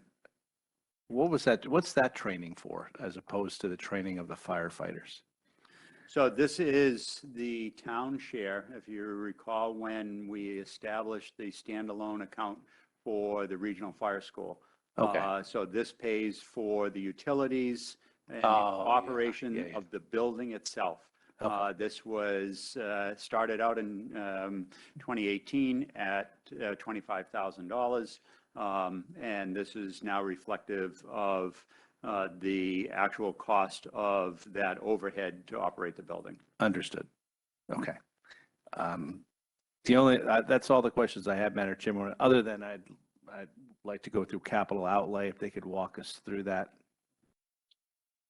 I know some of this stuff, Chief, is standard. I see it every year, hose replacements, whatever. Is there anything out of the ordinary that's part of your capital outlay? And I do also understand that we've taken care of like your larger SUV for, I think, one of the, I don't know, it's formal term, but a supervisor level. The command car. Yes, the command car was taken care of with ARPA funds. Is that correct?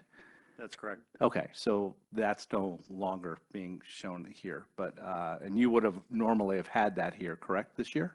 Or is That's it? correct. Okay, okay. So if you could just walk me through things that are kind of out of the ordinary or different from a given year? So pretty much this is a standard list of capital cost. You know, hose is an annual replacement as part of our testing program, and you know what fails and what we've seen in trending. So that number has been included traditionally. Turnout gear is up higher as a result of our OSHA inspection. The one thing that they do require is a mandatory 10-year lifespan of turnout gear. And that is probably the biggest change in this budget. As you recall, we had a replacement matrix that we presented to the Board of Finance back 5 or 6 years ago. And we were replacing a certain number of sets every year. And that is not the way that we operate. Is we would have your primary set of gear, which would be relatively new. Second set of gear may be a 12, 13-year-old set that is still in good condition. OSHA has said no longer acceptable. All gear has to be retired at year 10. So now we have to redo the matrix to catch up, to replace all of that legacy gear that exceeds 10 years and those that will in the course of a year. The rest of the items are straightforward. Lithium ion battery response equipment. We have seen a number of fires with battery powered equipment. If you've seen any of the news on this, you know that they're very difficult to extinguish, and well, you can't extinguish them. You know, they runaway battery is just a real hazard. So we're buying specialty equipment to make sure that we have appropriate equipment to smother it so we can get it out of the building or isolate it from causing more damage. Just on a side note on that, is there any like legislation where people are going to outlaw them, or it's just there's no product to replace it? So therefore, the federal government's going to continue to allow it to be there. Yeah, actually we just met to develop a public information campaign what we're seeing in New York City, because just the volume of electric vehicles and mobility equipment in New York City, they have more experience. People bringing a bike into a stairwell, or a scooter into their apartment, or recharging a non-UL listed piece of equipment with a non-UL listed cord, a recipe for disaster. So regulation hasn't caught up to technology yet. The technology has to change to prevent these runaway chemical reactions that are occurring in the batteries and isolating battery from battery. So in the meantime, we need to educate the public and have the appropriate equipment. Eventually, the regulations will catch up to this technology. Okay. All right. That's all the questions I have. I apologize for monopolizing your time, but hopefully we were thorough and went through it. Thank you. Okay, thank you, Mr. Walsh. Does anybody else have any questions? I know we have quite a way to go here, so anything else on this budget, Ms. LeClaire? Just a quick follow-up one on the turnout gear. So it said that we were going to replace 12 annually. That's the new number, and that's what we're replacing this year for the 90,000.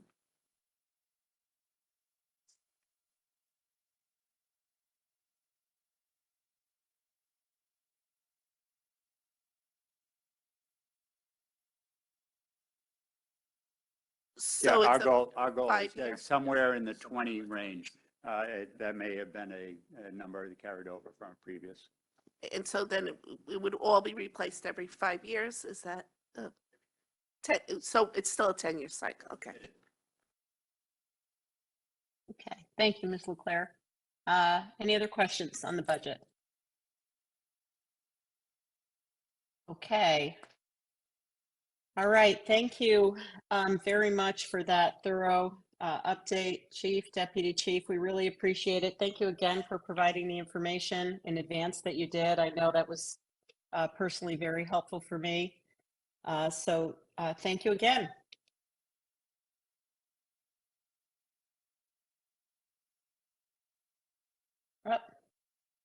We get our audio cut out. Are my other colleagues hearing that? It's like periodically the audio cuts out for a minute. Yeah. Okay. Same. Not too bad though. Yeah. Well. Okay.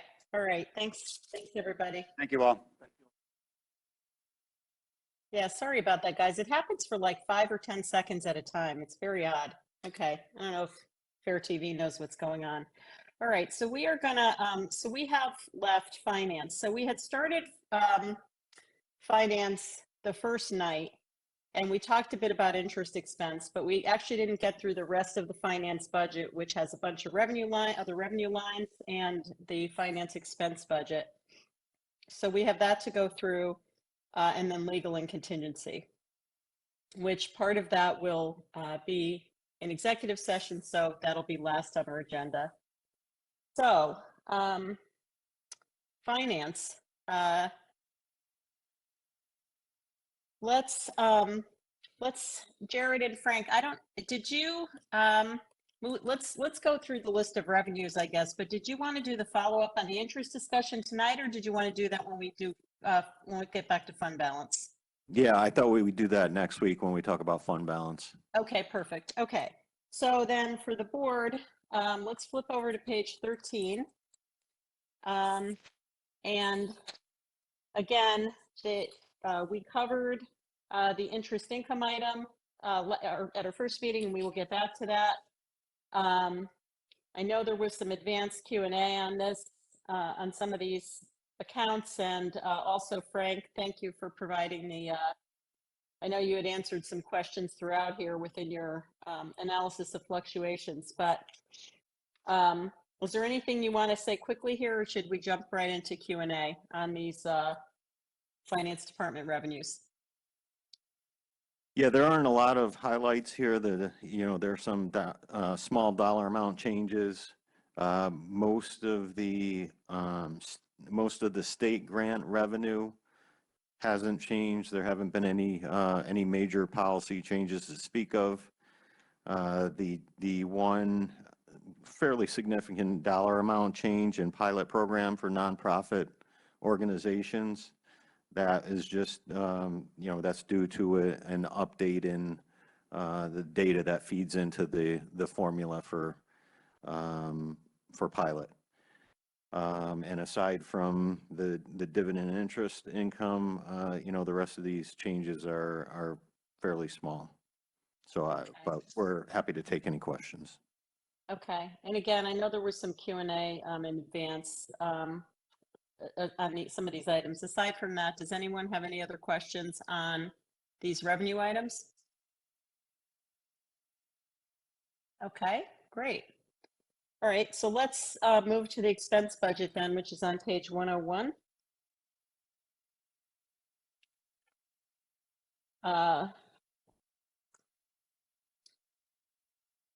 Okay. So Jared, and I, obviously the big difference here is in the payroll number, and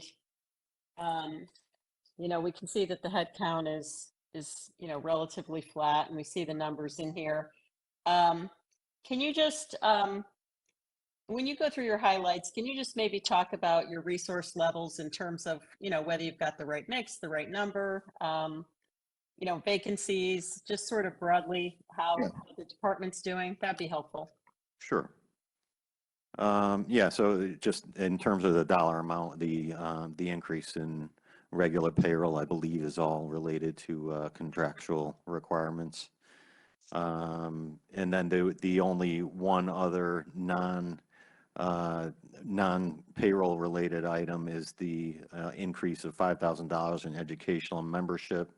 And that's due to additional opportunities for us to get training, especially through the Government Finance Officers Association, as well as what we project to be some additional training requirements related to either upgrades or changes in different software programs that we use. For example, tracking our capital projects.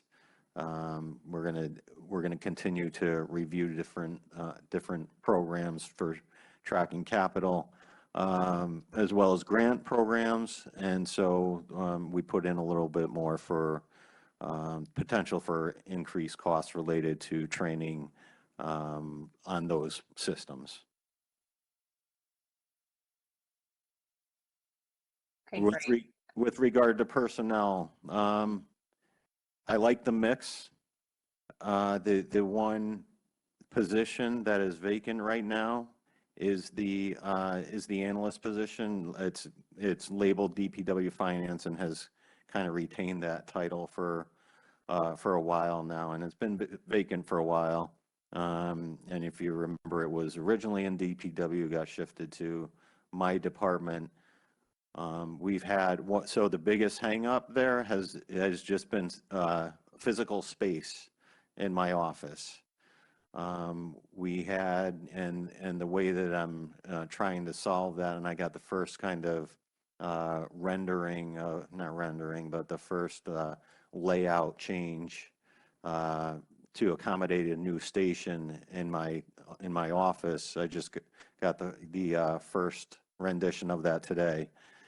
But so one of the issues was that we had literally, I'm going to say 600 to 800 boxes that were in our storage downstairs.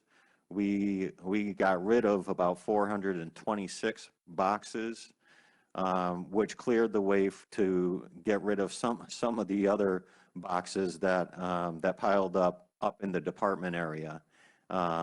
And also that are some files that are located in file cabinets. So we'll be able to move those down into that area, and ultimately probably get rid of the file cabinets, because we're not gonna need that, and we're gonna stay on top of the getting rid of those files as they are,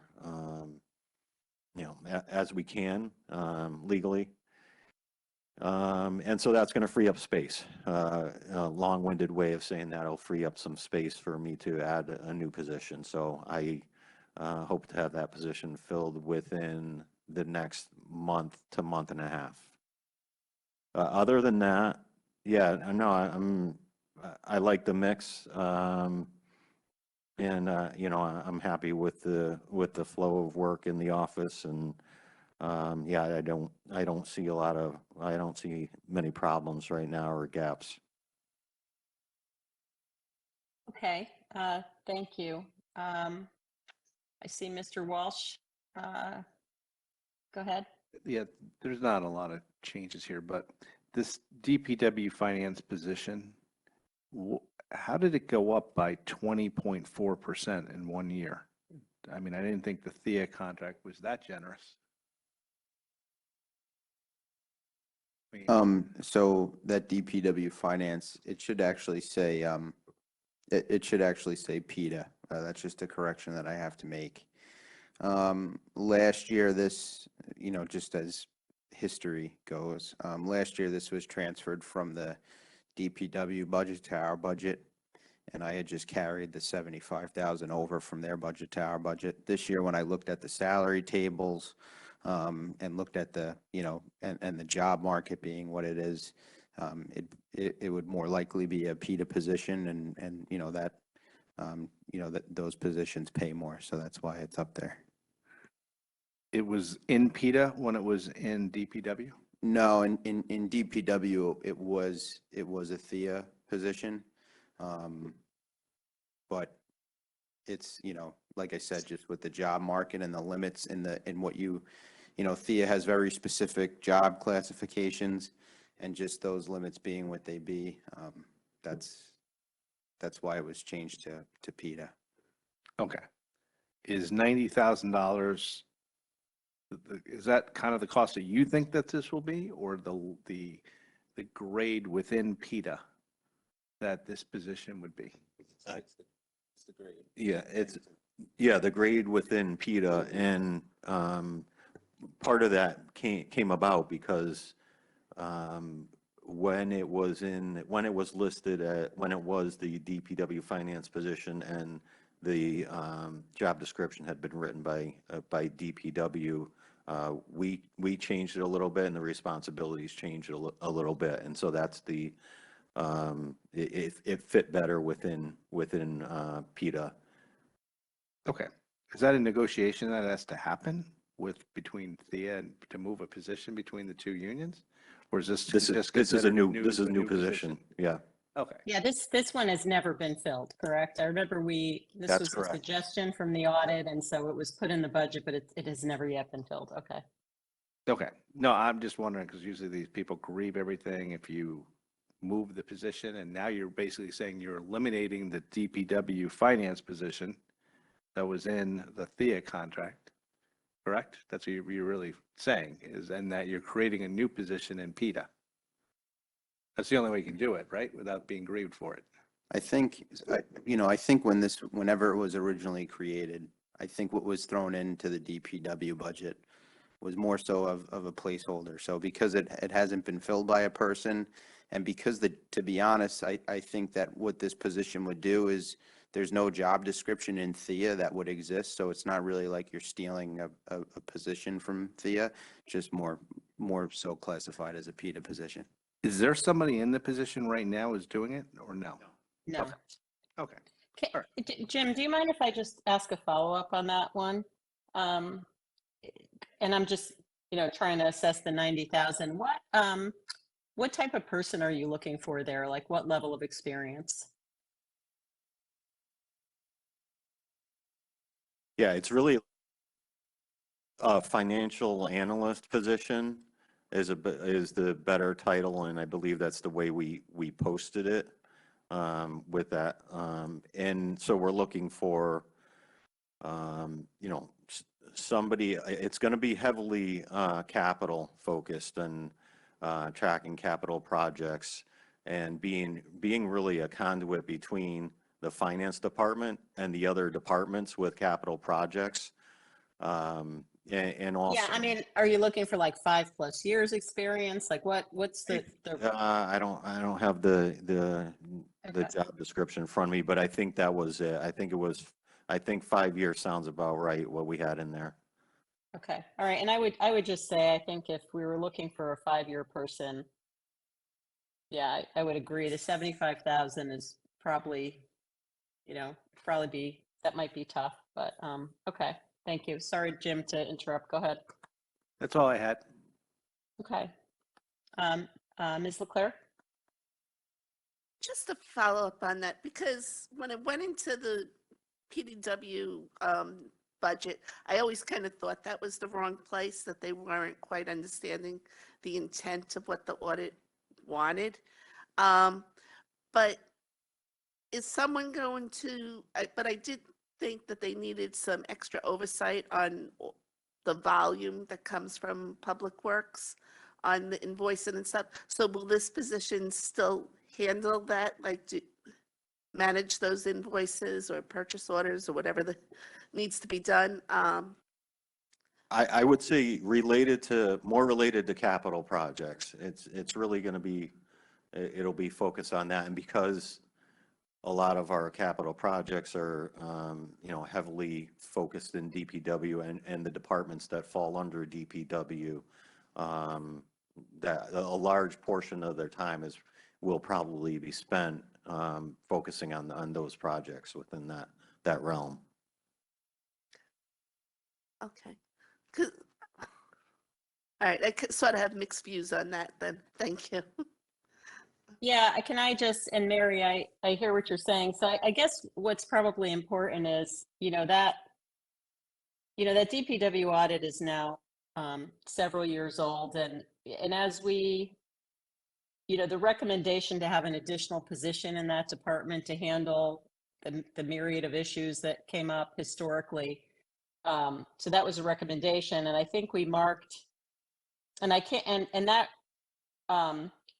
position, I can't remember all the different findings in the audit, but creating this position was supposed to address a bunch of different findings in the audit, as I recall.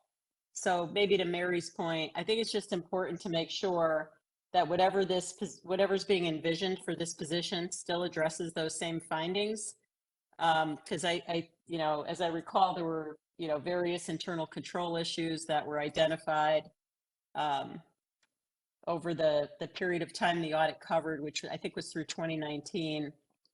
So, with that audit, we keep hearing that, there were 75 recommendations and 50 of them were covered, et cetera. And I know that having this position was supposed to cover a bunch. So we should just make sure that to the extent that position is redefined in some way that works better for you, that we don't lose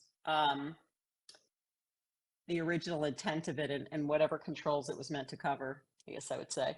Right. And so, the pieces of the audit that dealt with this position, those things are being done right now. And so to think that there would be, you're just going to take a person and assign them those duties and create that position is kind of, it doesn't make a lot of sense. So what's going to end up happening is when this person comes in, and we'll evaluate it as time goes on. There may be a piece of that stays with somebody who's currently working in DPW. There may be other pieces that get absorbed by this new position. It's not as clean as, okay, here's what the audit says, and we're going to create one position to do these responsibilities. No, I completely appreciate that. And that does make sense. I do, I know this board in particular, we've been asking a lot of questions about capital and tracking capital projects, since we don't have a formal capital budgeting system. And I know you guys have been trying to make strides to provide, reporting on that periodically. And also you talked about a little while ago, the potential, training and perhaps some new tools. So, I think what you heard is that this position will be a key in trying to help get us to where we need to be in that regard. Is that fair to say? This is, it's an important position. Yeah, that's gonna, especially with the additional capital projects, and, relatively speaking, historically speaking, that we're doing a lot more capital projects. And, you know, even though temporary, the ARPA projects that are going on now, it's going to help to take some of that burden off of,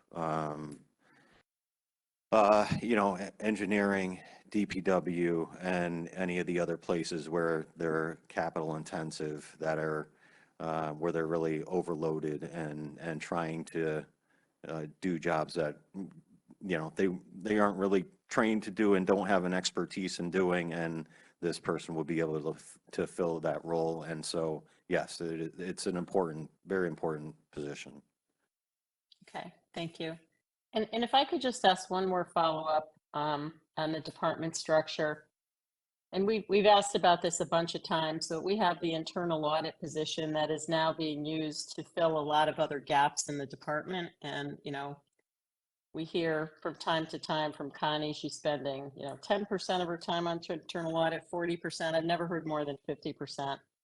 And I, you know, I understand why that can be necessary to help get done some of the basic things that have to be done. But is this, with the addition of this analyst labeled DPW Finance, how does that leave the department in terms of having ability to do what it needs to do without sort of cannibalizing the internal audit function? Are you adequately staffed at this point, or not, I guess is the question. You know, we'll see. I mean, we'll see how, if this position plays out the way I hope it will, then yeah, I would say we're doing well. There are some aspects of Connie's job that would be absorbed by this position. You know, some of the reporting and other things that she does currently, that I envision the new position taking on, which would free up some of her time to do some more strictly auditing responsibilities. But yeah, I mean, like anything else, it will bring this person in, and I believe it's going to provide us what we need, but you know, time will tell. Okay. And I understand, you know, bringing in one person, you know, one step at a time, but I just, you know, just trying to get a sense of whether this is going to have your department be adequately staffed with what's needed. It seems like, you know, you guys are pretty busy, and it's, you know, sometimes it's a, you know, it's a lot. When we ask for information, it's, you know, it puts, you know, seems to sometimes, I don't want to say an undue burden, but it seems like you guys are struggling to keep up. And so that's why I'm asking, like, if this is going to be, if this is adequate for what you need. Part of that, Madam Chair, is the nature, I think the nature of municipal government. And if you know, if you had interactions with other departments as you do with the finance department, you know, as extensively as you do with the finance department, I think you would find the same thing. Like there's a lot of work, and you know, municipal employees are, in Fairfield anyway, are very busy. Okay, thank you.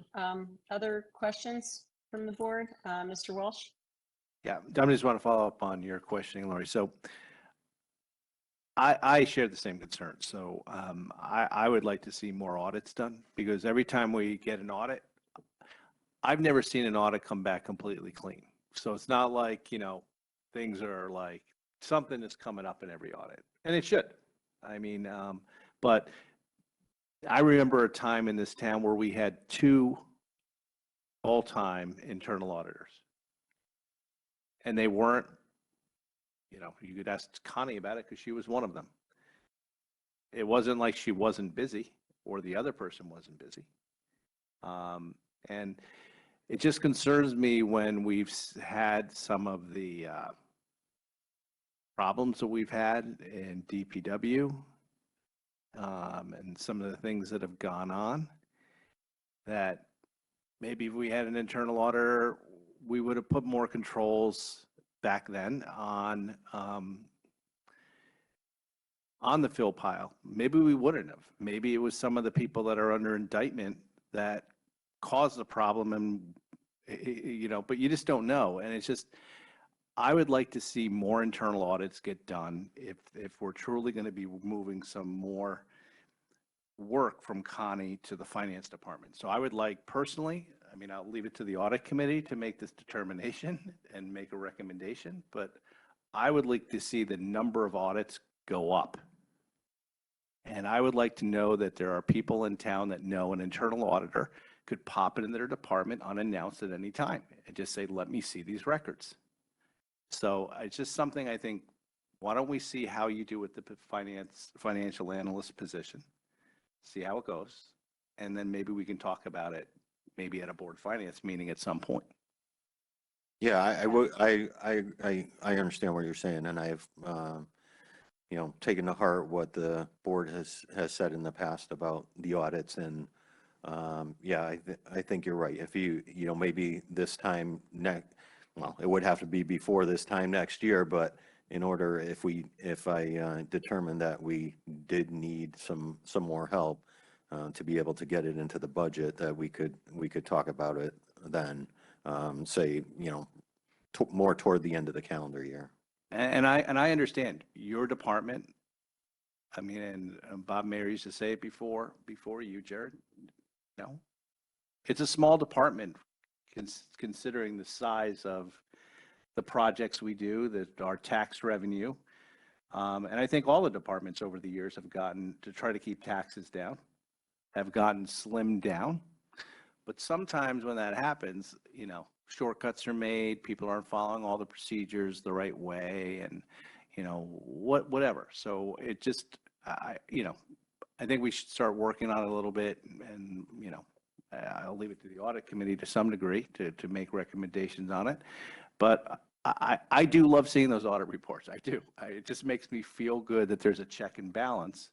But I also understand how stressed your department is. And I understand when something needs to get done, why it's easy to go into Connie or somebody and say, hey, we need you on this special project, like, because we need that information in 2 weeks or 4 weeks, or something's popped out of the toaster.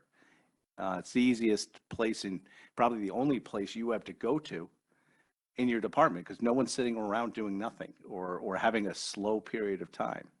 I mean, I know Frank's being used for some additional things that the previous budget director wasn't. I think it's all great. I think, you know, and Frank, kudos. I mean, you've done a great job with this budget and things like that. But it's just, I would like to see more audits. Thank you, Jim. Ms. LeClaire?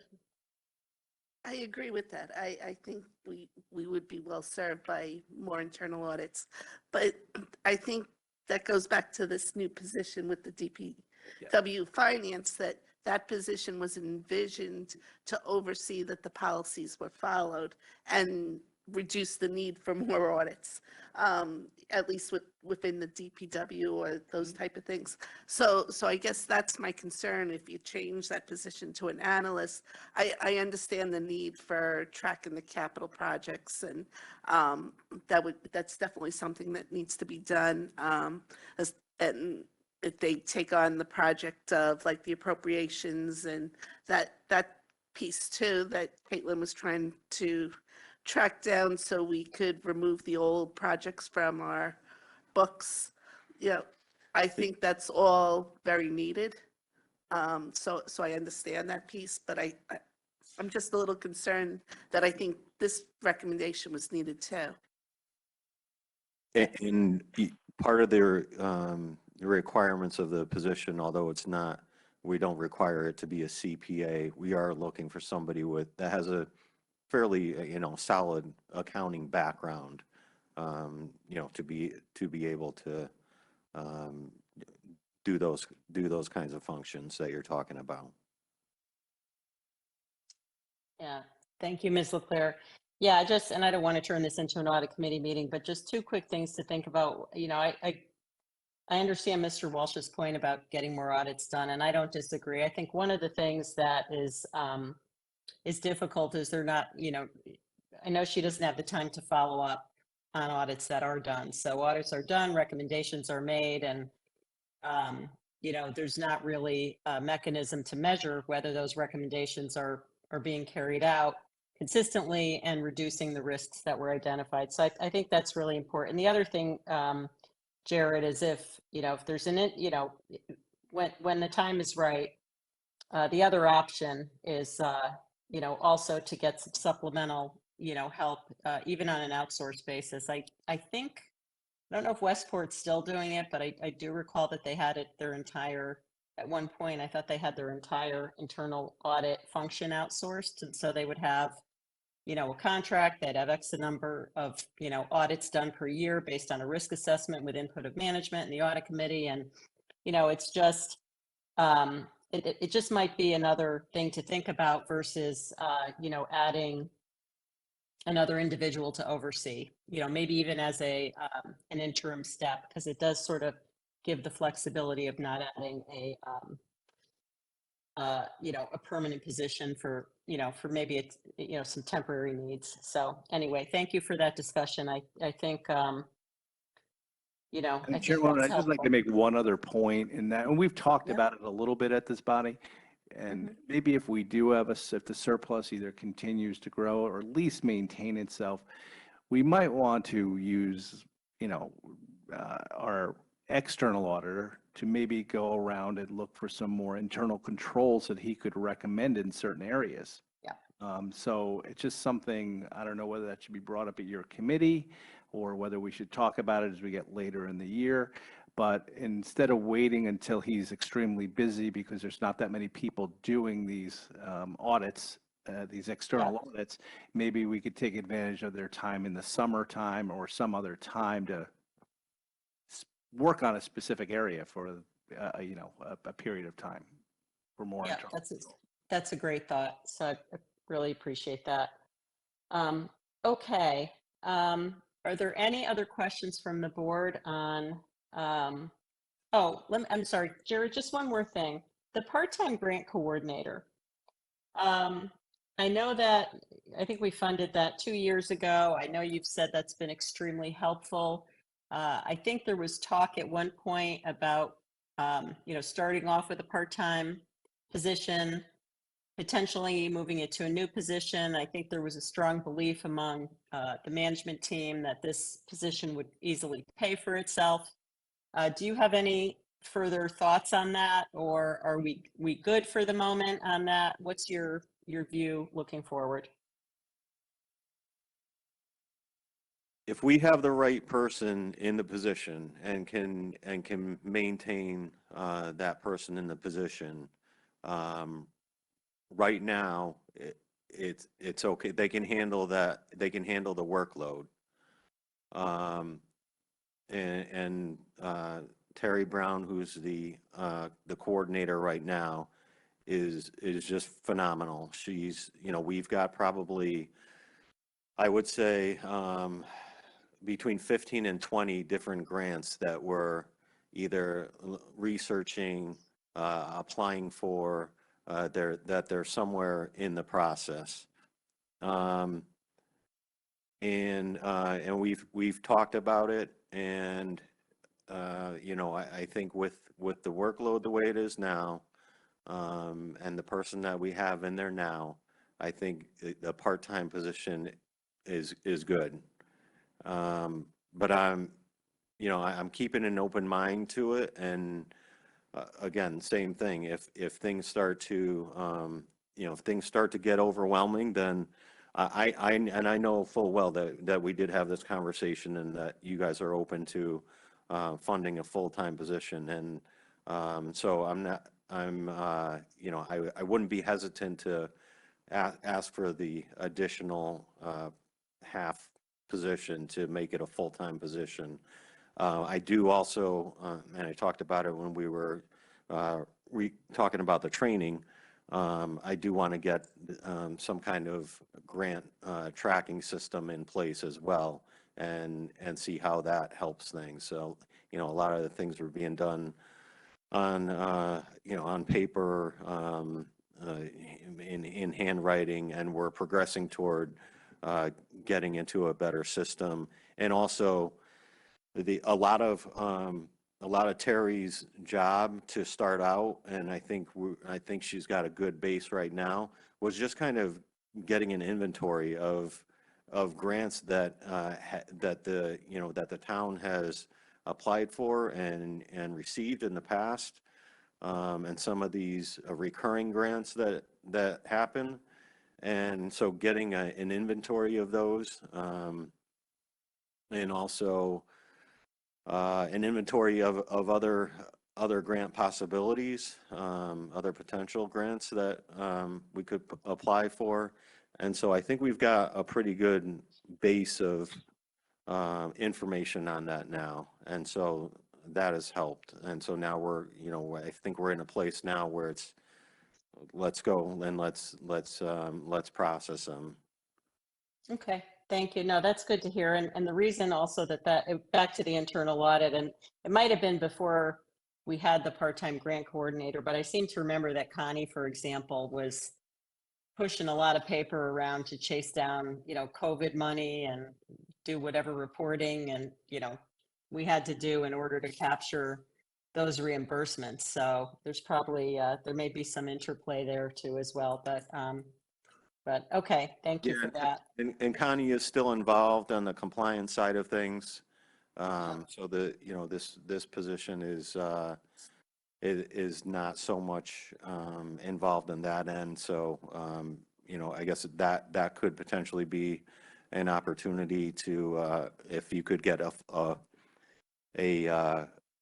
complete position, a full position, that could handle both the compliance as well as the processing. Although that's a lot of work for one person to do. So I'm not even sure that one full-time position would be able to do that. And especially given it's I think it requires also some more legal background, to understand the compliance issues and compliance requirements. Okay, thank you. Appreciate that. Any follow-up on this or other questions on the finance budget? Okay. All right, well, thank you for that. And we can move on. Is Mr. Baldwin on?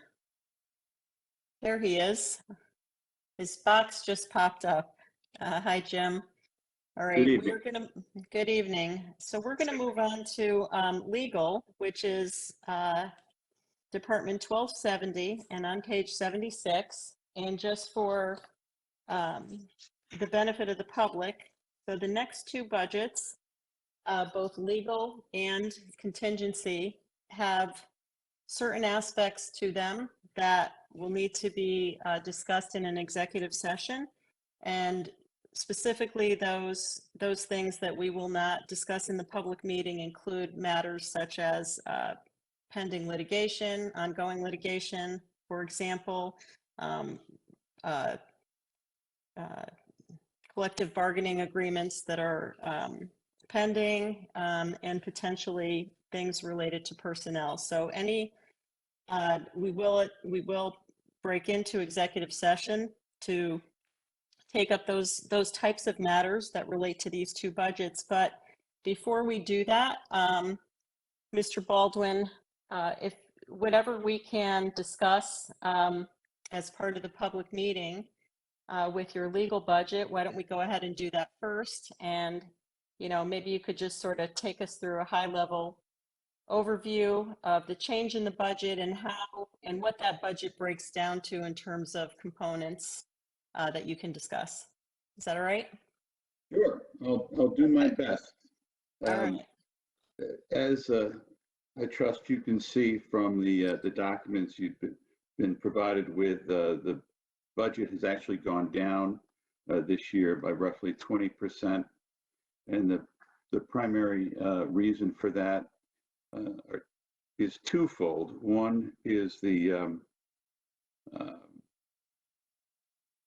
reduced tax appeals, the anticipated reduction in tax appeals, which I can say we have significantly fewer filed to date this fiscal year that will go into the next fiscal year. So that seems to be on track. and the other has to do with charter revision, which of course is not going to take place anytime in the foreseeable future. So that's really the lion's share of the cost reduction that you see before you. In terms of the broad overview, the categories that you've been provided with are really very rough, because when it comes to the town's legal work, which is contained in this budget, as opposed to that which is related to the Internal Services Fund and fees associated with that, it's really very varied. It's including everything from land use issues, some HR issues, although I have to give credit to Kathleen Simpson, because she has also helped reduce the legal budget in that regard by taking over a great deal of the labor work that prior to her arrival in town was being handled by outside counsel, because it simply isn't my specialty. But it is hers, and she is an attorney, and she's very skilled in that regard. Of course, when she needs to rely on an expert, she, like myself, goes to outside counsel, but that's all contained in this budget. You have conservation, land use. There's just a whole host of issues that arise in town, not to mention the services that are provided to the various boards and commissions, including yours and the RTM. Okay. And so just for I guess background for the public, for the board as well. So we have this budget here, and you mentioned the Internal Service Fund. So the Internal Service Fund, the transfers to the Internal Service Fund come through that line called risk management, and that covers a bunch of different things, but it does cover money that we put away for legal settlements, correct?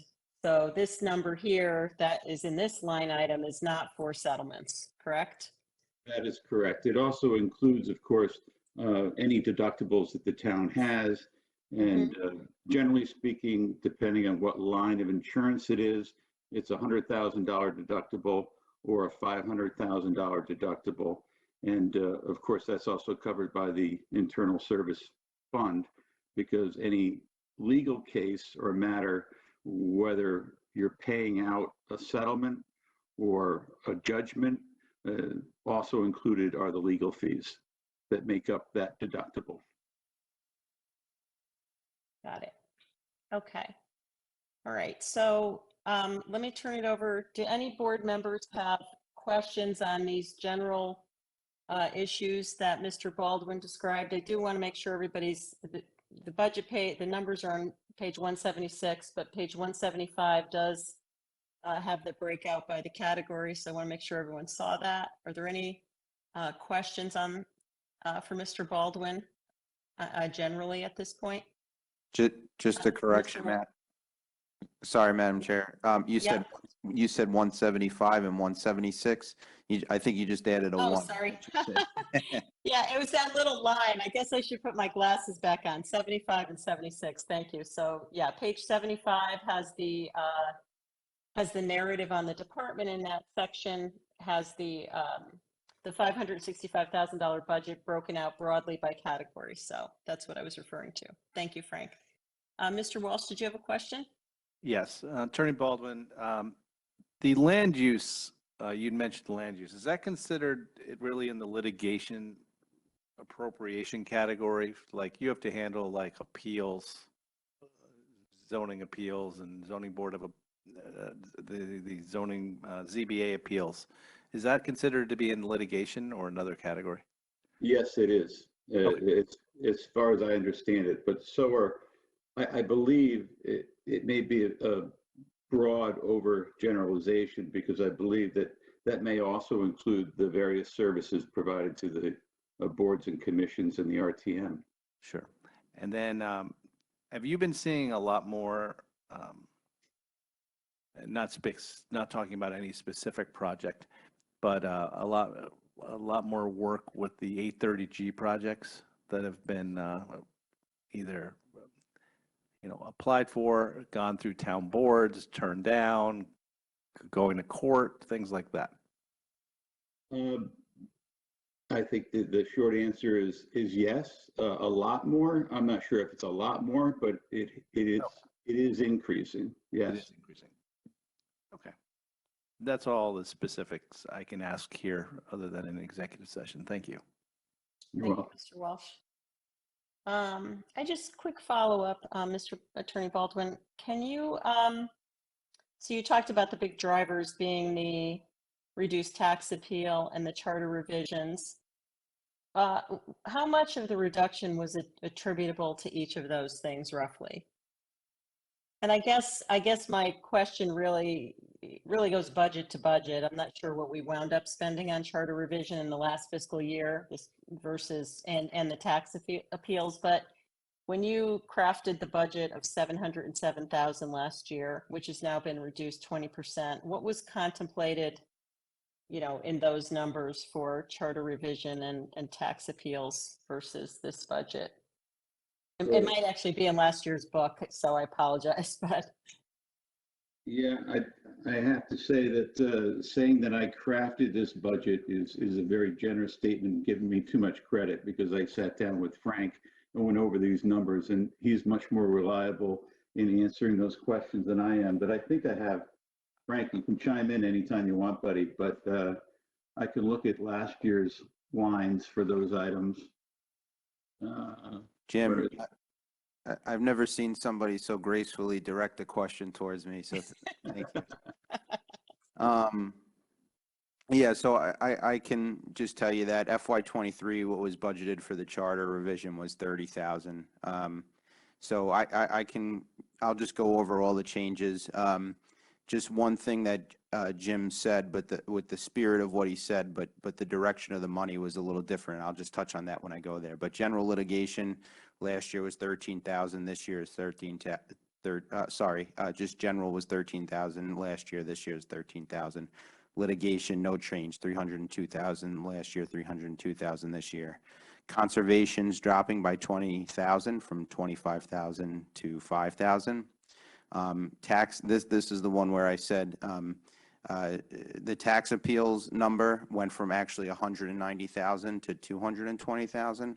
So that one was an increase. And what Jim said is correct. There are a less number of tax appeals, but of the tax appeals that are remaining, and I think this is general enough for me to say, but of the tax appeals that are remaining, Ross and in consultation with the attorneys he works with on the tax appeals believe some of those may go to trial. So there's going to be a less number of total tax appeals, but what's left may have to go to trial. So that's why that number is going up.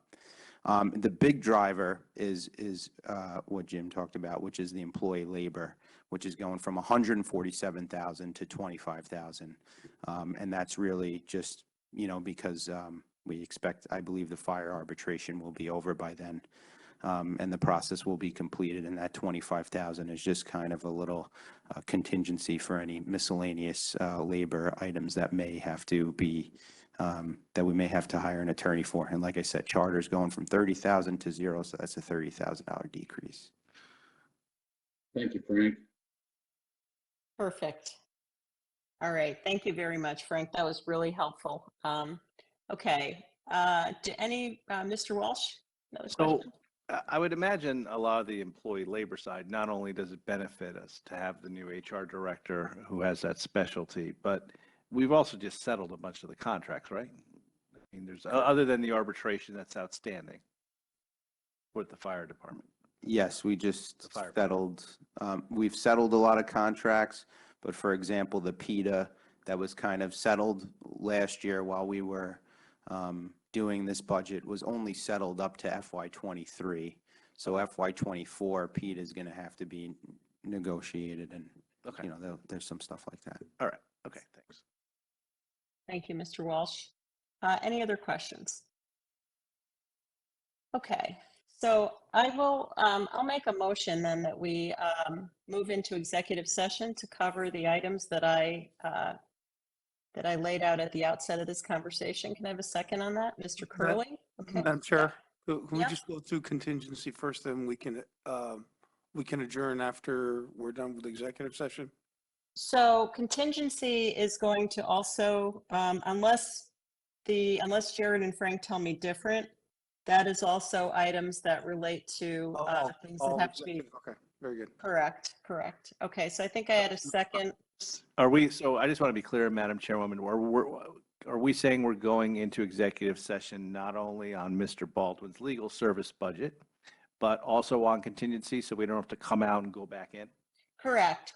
So, and sorry if I didn't make that clear. So at the outset, what I tried to describe was the matters that we would be going into executive session for. So that was both legal and contingency. And contingency, that includes, open collective bargaining agreements as well, and any money that's put aside for that. So our executive session will cover both of those things. And anyone who's watching in from the public is free to stick around until we adjourn. But once we come out, my assumption is that we will simply adjourn for the evening.